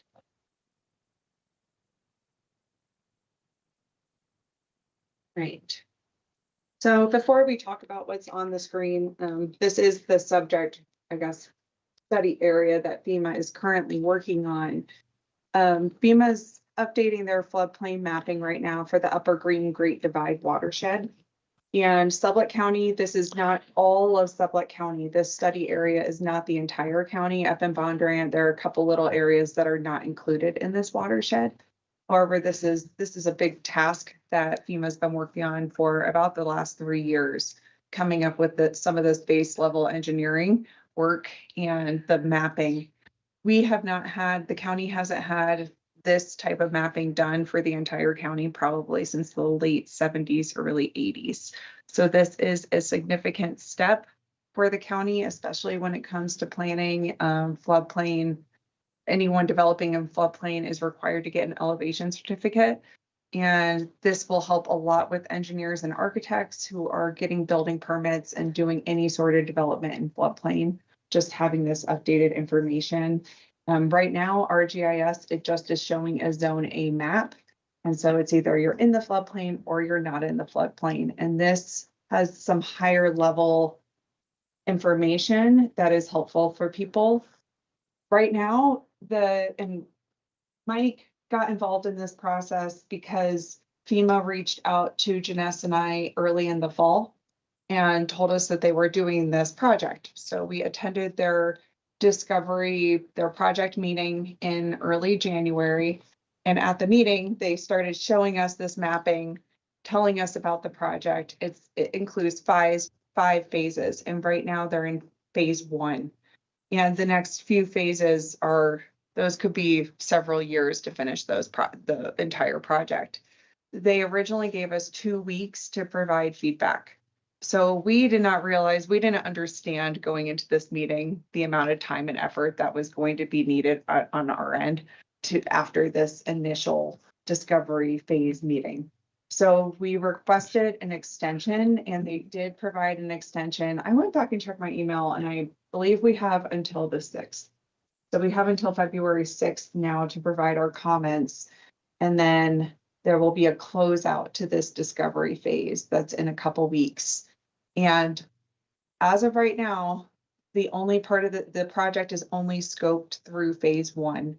FEMA is not proceeding with phase 2 yet, but they are coming up with their future scoping. And from conversations with them, we would like your authorization or some sort of support for FEMA to continue with this project. And we did draft a letter to provide to the project team and to FEMA, just showing support. There's no financial obligation to the county at this time. This has all been funded through by FEMA, but to continue the detailed study, that is where we just need to show some sort of support. This does not guarantee that they will do that, but we think that it would be beneficial to the county if they do. And Rio Verde, they went through, and one reason we got them involved is just to start looking at some of the areas that they've already included on their own GIS. I'm sorry, I'm using don't have my mouse. I need to zoom in here. Let me see if I can just show you some of the floodplain mapping. And these red dots are comments that either the town of Pinedale or Rio Verde put on here on behalf of the county. And because there are areas that we feel like, hey, we recommend that you guys come back and reevaluate this a little bit further before we just go with the data that you provided. Do you have anything you want to add to that? Yeah, guess so. So, we've been dealing with these zone A floodplains. What's on record was from like 1977 in our county. And it was really done based off USGS. Quad maps, pretty inaccurate in a lot of areas. We put together a letter of map amendments where it's obvious, this area is not prone to flooding. Or in elevation certificates, when we got to do those, we got to remanufacture 100-year flow events for everyone. So for anybody that's interested in building or doing one of these LOMAs, it's pretty expensive because we have to go track down state records on bridges, like what are the 100-year flood events. Really, when we look at this is way more refined. This is based on recent LiDAR imagery provided by USGS, which is super finite compared to anything they had before. And they've done a really good job. The last 3 years, whoever they hired, it's probably an outside source, private company that ran all the HEC-RAS hydrology models, hydraulic models. We compared it to some of the stuff that we've done just on the older mapping, and we're within like tenths of a foot. It's that accurate based on like a field survey that we've done. So I feel like this product is way better for the county. In particular, I think it would be very helpful for planning, for any planning that they're doing, planning and zoning stuff, to be able to rely on this map as it is right now. There's really not a lot of issues with this map except for where highways are crossing these, like in Daniel. Everybody understands in Daniel like what an issue like Failure Creek can be. One thing that we noted is that they're showing a lot of damming at these roadway sections. And so during the course of these meetings, we asked them like, did you consult YDOT and get bridge openings, culvert dimensions? They haven't for this, which will affect the ultimate floodplain maps. And they said so we're going to provide them comments in places that we think it's going to affect that mapping. And then they can proceed with detailed mapping where they send surveyors out. They do all that, and it's going to affect what happens at those roadway intersections. Outside of that, I haven't seen anything that's an issue. And I really think it's less restrictive to the people who reside in the county. I mean, it's more accurate. I mean, you want to have flood protection if you're susceptible to flooding, but what's out there now is kind of paintbrush strokes on a map, and you not necessarily need to pay for flood insurance. So I think it's a good thing really to the county, as a whole. And it's no cost to the county. And I would say that I would encourage to support this moving forward. they can do more detailed work, and it's gonna be a good product, moving forward. I got a question. Please. So where it changes, I mean, does insurance companies, you think they'll look at that when it gets done? Yeah, so that's a good question. Right now, it's in phase one, and it's got to go through all the phases to be adopted for FEMA, to where flood insurance companies will, because right now, if we were to do a Loma, say, we still have to use the old maps. But basically, they said, you know, if they get a letter from, you know, the commission, which is, I think, what you were talking about earlier. The letter, and then this is something in addition, Different. they recommended that we update our regulations that would allow us to use this current mapping in addition to the existing mapping. So they did suggest looking at our current regulations, and they have some draft regulations that they were willing to share with us as well. And that basically gives planning and zoning within the county legal authority to use that maps, and FEMA's saying, yes, absolutely, you go ahead and use these maps. But until it's gone through the entire process, they're not gonna update. I mean, there's a lot more that goes into it before they establish, like, here's where the zone A or zone X boundaries are, which are 100-year, 500-year storm events. It's really a cool product because on GIS, the floodplain is mapped in 2-foot contour intervals. So you can just hold your mouse over it. She can show you, and it shows you depth, depth of flow or depth of water, at different storm events. So from a engineering perspective, it makes our job super easy when somebody says, hey, we need an elevation certificate.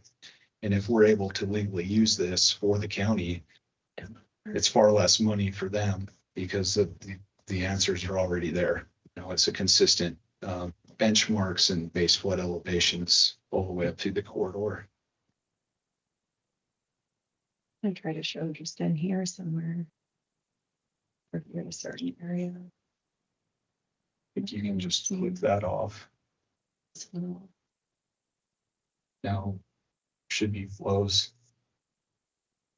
But it's a super useful tool. Yeah. I was pretty floored when Haley contacted me and she sent me this link, and I was like, there's a lot of work that was done to get this map as accurate as it is.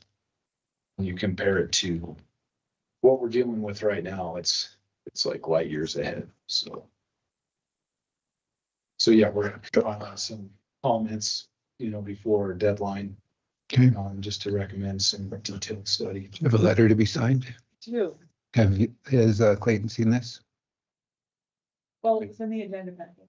Do you want to review this? Or you can sign it. Okay.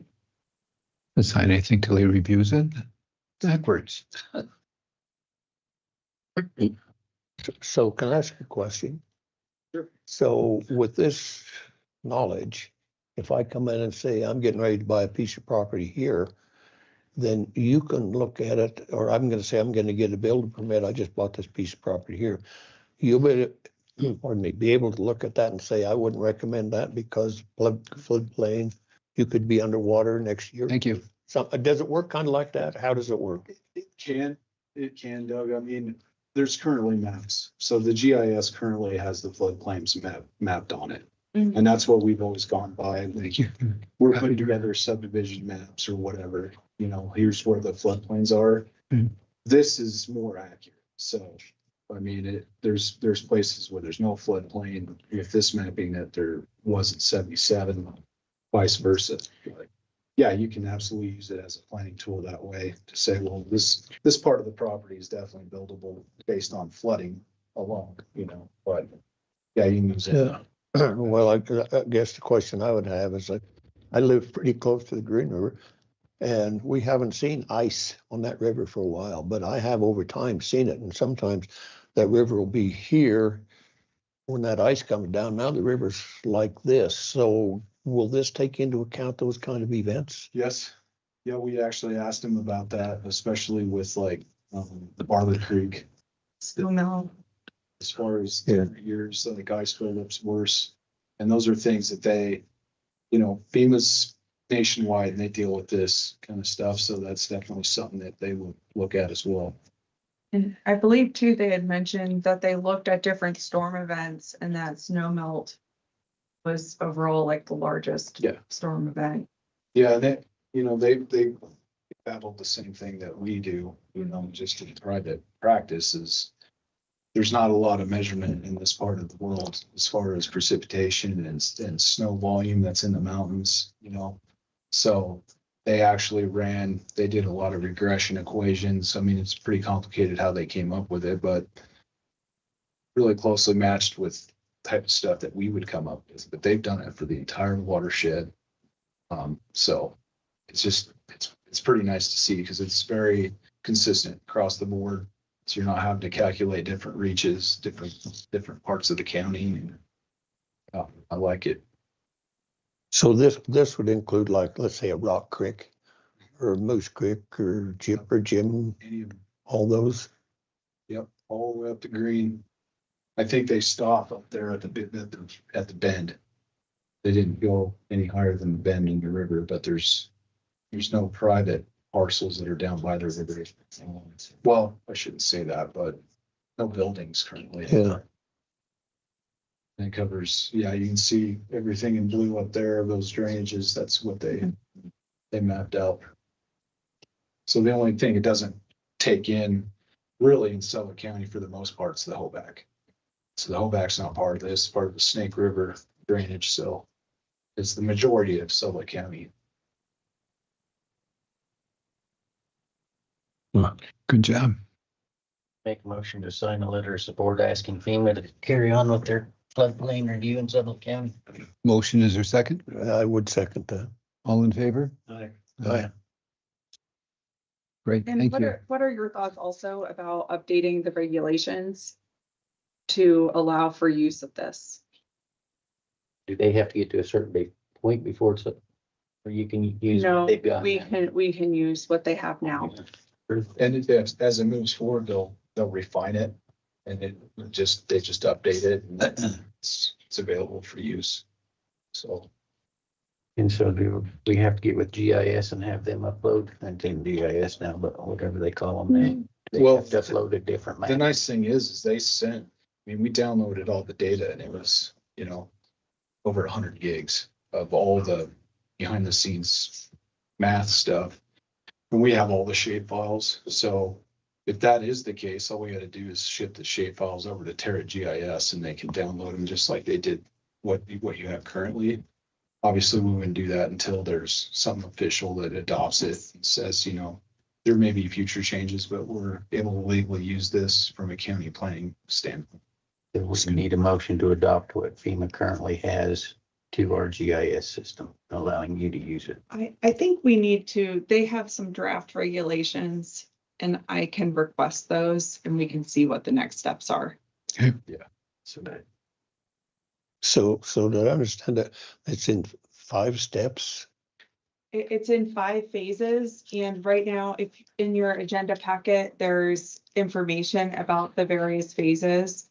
And we are currently in phase 1, which is the discovery and base level engineering. And then phase 2 is where the data development, they dive into the data deeper and come up and do surveying for these site specific locations. Even if they don't proceed with phase 2 immediately, I think our involvement with the phase 1 will be very beneficial because now it's documented. Our comments are documented with them so that they know where to go back and reevaluate as they move forward with phase 2, if and when that happens. Yeah, the timeline, that's project timeline really is the starting point where they're at now, carrying it all the way through and getting new approved FEMA maps that say this is where it is. So this could be a 2-year, 3-year, 10-year endeavor. Do you have any idea? If I recall, I think it was maybe a couple more years. Not like 3. Maybe 3. For just phase 1. For the future phases. The future phases, however, there is not yet scoping to move into phase 2. So we're at the end of phase 1 currently.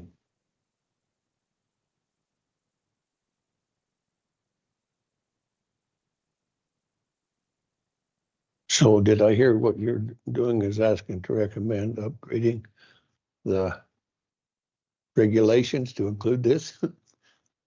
If you're in favor of it, and we can start trying to get some of that language together and do some research about what we need to do for our regulations. There's no cost involved. There would be no cost. I'd say that's something more that we would be doing in-house and working with FEMA and presenting that. That would have to go to planning and zoning also if it's updates to the zoning and development regulations. See where it takes us. Okay. As far as put it on the map. That doesn't have to have. It doesn't need P and Z approval to put it on the map, but to use it, it would be beneficial if we adopted it in a formal way rather than just having it on the map as like a reference. But I think that's part of the steps, is making sure we can't do that in the future. Yeah, I think just to protect the county, you'd want to adopt it, adjust your regs so that it's a recognized document that is for official county use. Then you can upload it. And then it's not gospel, with insurance, but for planning, you're absolutely able to use it and lean on it, say this is what it is. I should say too, during this process, several other departments have been involved in this. So we've been trying to keep a lot of other departments and the town of Pinedale, Big Piney, Marbleton, they've been included, or we've invited them to conversations. I would say the town of Pinedale has been the most involved with this. But it has been nice hearing from the conservation district. They're in support of this. Or the staff seems to be very in support of it, and just from hearing from different departments of how it can be used. Billy's crews on it, looking at roads and pipes and things like that too, so.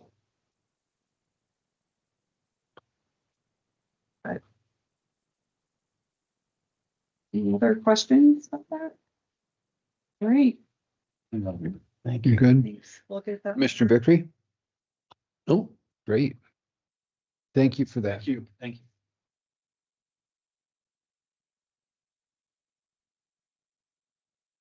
you. Yes, I think I can stop sharing.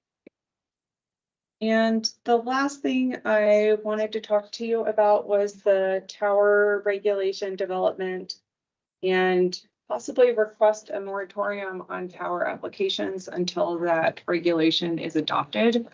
Right now, the Planning and Zoning Board is in there reviewing the regulations right now.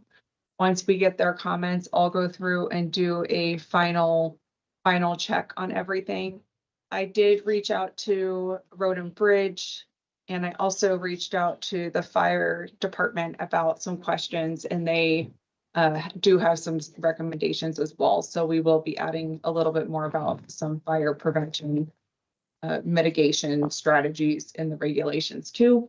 But the goal is that Thursday, February 19th, this will be presented to Planning and Zoning for recommendation to come to you at the Tuesday, March 3rd meeting.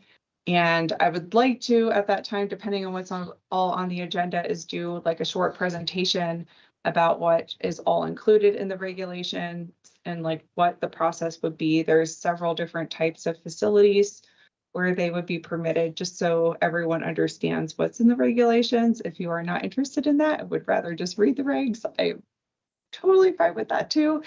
This is very comprehensive though. This started out as a 9-page document and we are now we're probably going to be over 20 pages.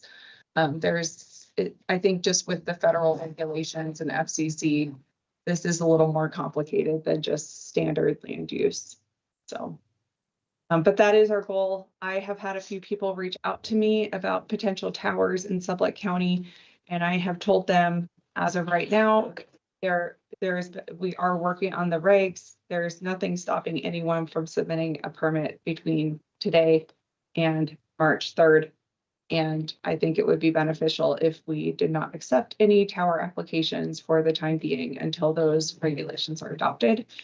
I just thought I would see what your thoughts were on that. Sure. What's the duration of this 90 days? Well, this would just be until the regulations are adopted. So if they're adopted at the March 3rd county commissioner meeting, which it might not necessarily be adopted on that day. That's our goal, but it's possible if more questions come up or recommended changes, it could take longer. From now until it's adopted. Yeah.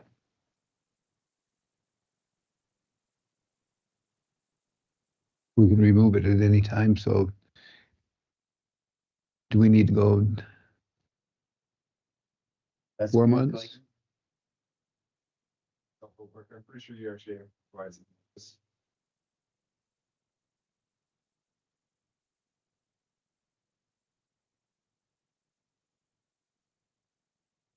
No one's been pushing for a tower application.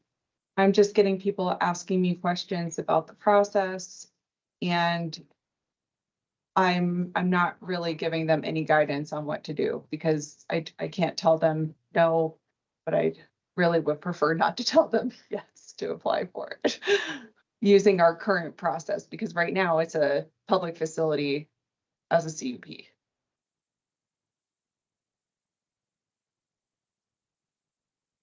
I'm gonna have to refresh myself on the process on doing them. I'm sorry, Haley, not realizing you were asking that about this today. It's okay, Clayton. I'm sorry I didn't talk to you about it ahead of time. We briefly discussed the moratorium, but It's okay. There's a process by which we need to follow on it. If Henry is serving, I mean, to give this prior to discussing the moratorium. Okay. So let me figure that all out and I'll get steps. I'm looking at my email before because we discussed this when we first started discussing updates to the land use rules.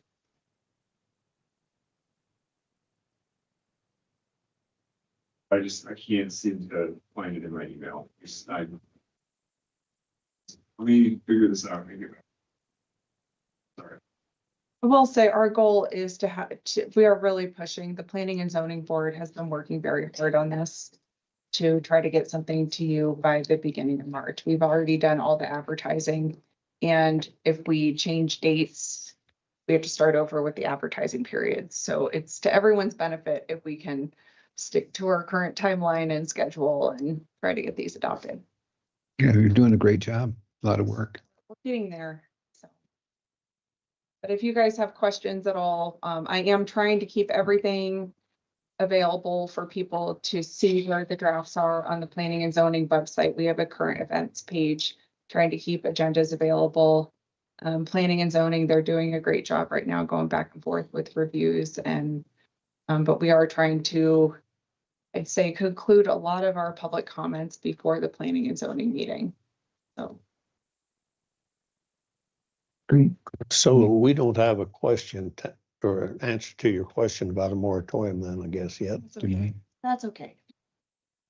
So I can understand why you would ask for that if we haven't got the complete regulations out there. And it would be my suggestion that once Clayton has come forward with that if it says you can, you can. If you can't, we can't. But I see no reason not to have a complete set of rules to go by before you say, yeah, go ahead. That's me. I agree. But I believe that we'd have to put it to a vote how many days we want the moratorium. Say we want it in place until we adopt the new rules. That's 30 days or 90 days unless it has to be a date. Would you accept that, Clayton? Give you 3.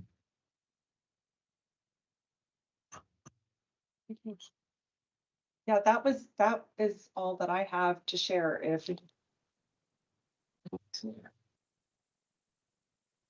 Yeah, I missed that.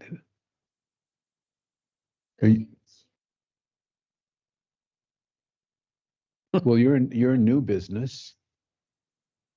Yeah.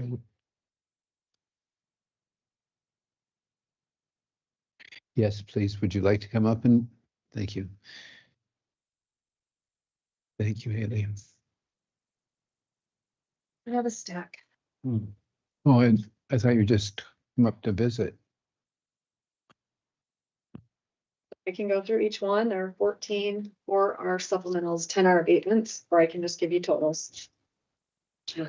We want to wait for Mac to come back. How long is he gonna be? We don't know. No idea.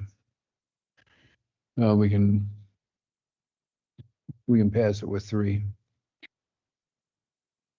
Let's go after it. Yeah. Do you want each one or do you just want your totals? So the tax amount for the abatements, $42,886.34.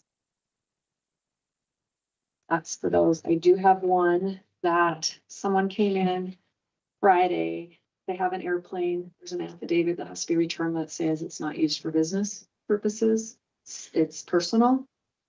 They got it last year. They didn't get it last year because the address we received from the FAA was not correct. It went to someone else's. It was the company name is JA441. So we don't know who that was. They found out, I think they got a delinquent tax notice. I don't know how they only found out who it was, but she found out who it was, got that to them, but he's asking to abate this because he never received anything and he sold the plane. He didn't even have a year. So nothing came back to us. Undeliverable. Undelivered. Correct. And you said there was an affidavit you're waiting for? So they have to return an affidavit that says this is for personal use, not business. And Okay. then it doesn't go on the tax roll. Boy, we didn't get it back because he never got it. Sure.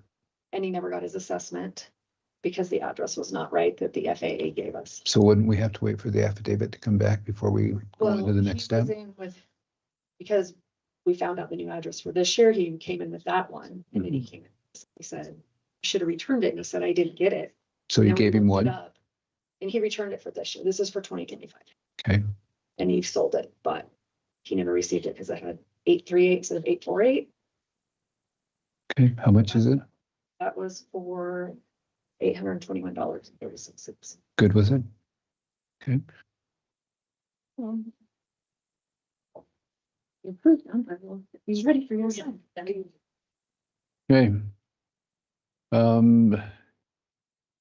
So we're doing it en masse. Just a mass because there's so many, a mass total. The total was $42,886.40. There were some supplementals in there. Go ahead and make a motion for that dollar amount. Sees is presented. Second.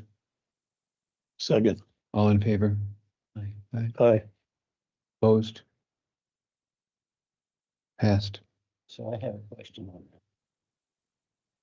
Every operator pays a different, on severance tax, every operator pays a different value for their gas. Or is it a state? Is what the state auditor sells for everybody the same? I don't know the answer to that. Everything we get comes from the federal tax division. They upload all the rights to our system, so I don't know the answer to it. I can find it out. I'd be, well, these guys, it's gas at a hedged price, which is more than the. It's a lot. Right. So are you paying on that value or paying on something with the same source value? There's 2 here. Okay.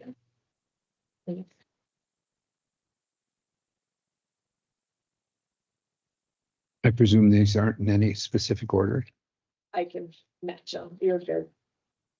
I can put them back where they go.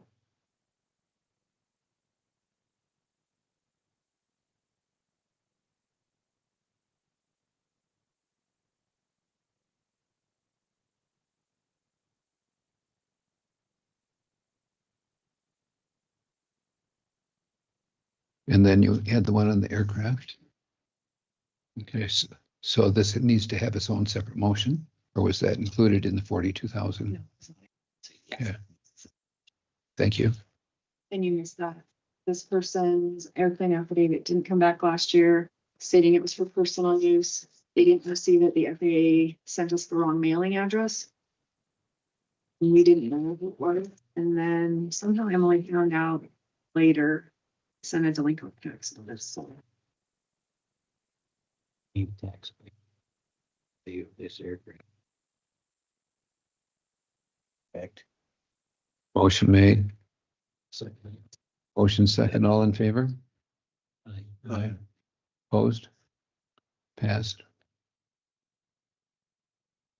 Thank you so much. Okay, so Clayton, are you still busy? And we should call Janess up now? Really is, there's a procedure that we need to follow that doesn't work today, so. Okay. Are we going into executive session? I guess is what I'm asking. Or am I?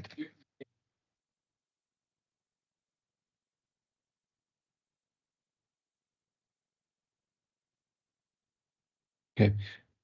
Either one first, does it matter which one? The, Nine first? nine first. Make a motion, go into executive session 164405A, Roman numeral 9. Edition. No, that's wise, that's based on the company in the law. You sure? Yeah. I thought I just read this morning.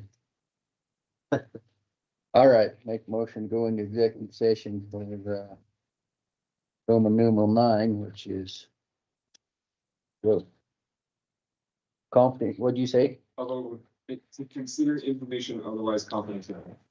Receive information confidential by law. Have a motion. Second, Second. all in favor? Aye. Right.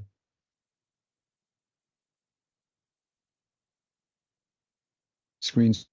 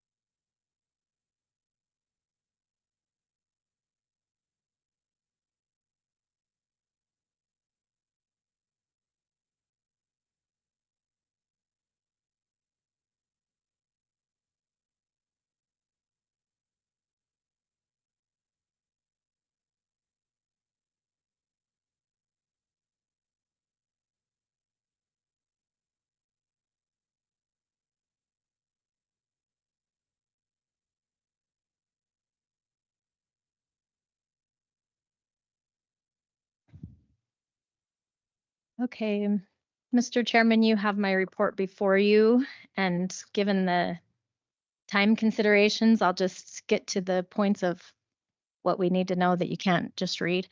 I received the final draft of the state of the county today by email. I haven't had the opportunity to look at it, but I had gone through all that and had told them that we, with the final revisions, we were happy to have it printed. So I think we're probably there on that. We received a letter from the Highland Irrigation District to discuss the annual meeting. We have property in the Highland Irrigation District. That's the Doyle property, essentially. And so I wondered if anybody wanted to attend that meeting. I have the letter here. There is a proxy. So I noted that on the board for the Highland Irrigation District is Barney Snyder, Pat Pfister, and Shanda Jensen. Barney Snyder is, as I understand it, still the lessee of that property. I didn't know if one of you wanted to attend that meeting or perhaps give him your proxy as the user of the land. You can have a proxy myself. That's reasonable to me. I know I'm not going to attend that. That's fine with me. Okay, I don't know if you need a motion for that, but we would need a signature on it. I can fill in the rest of the details, but that's signature line.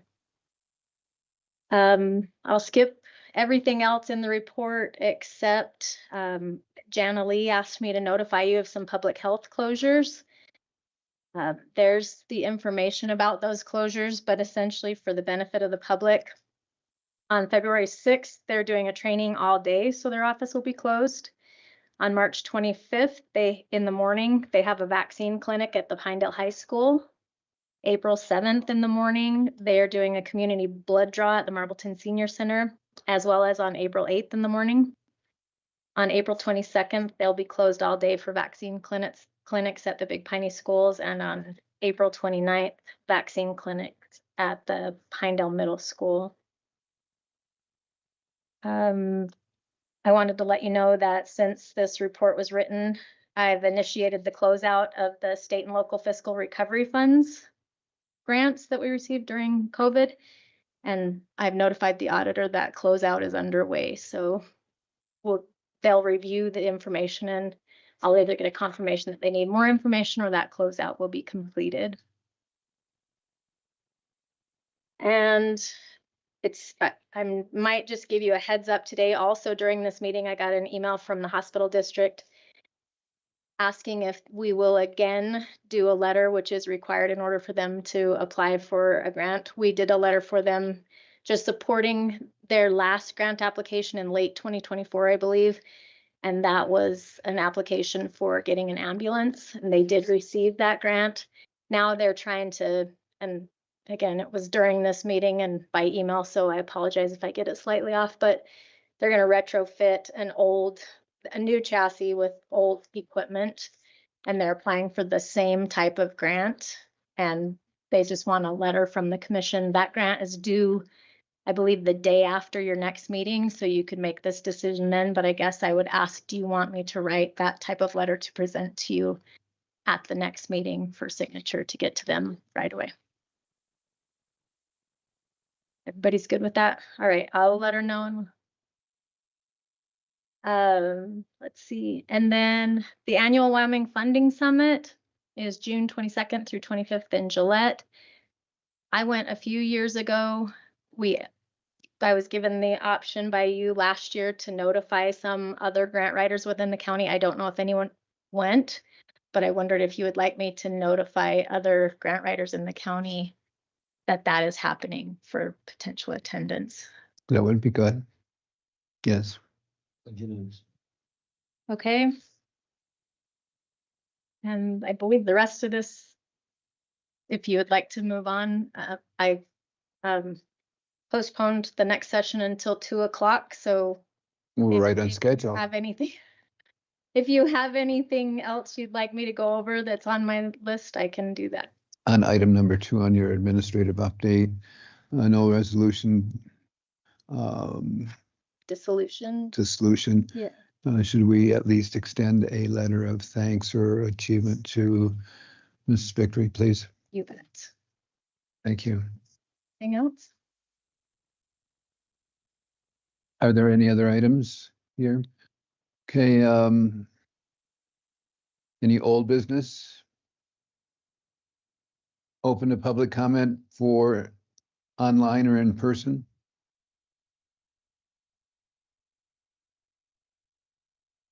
Don't see anything else. Great. Great. Okay, motion to adjourn. Second. Opposed? Thank you so much. No, you should stay.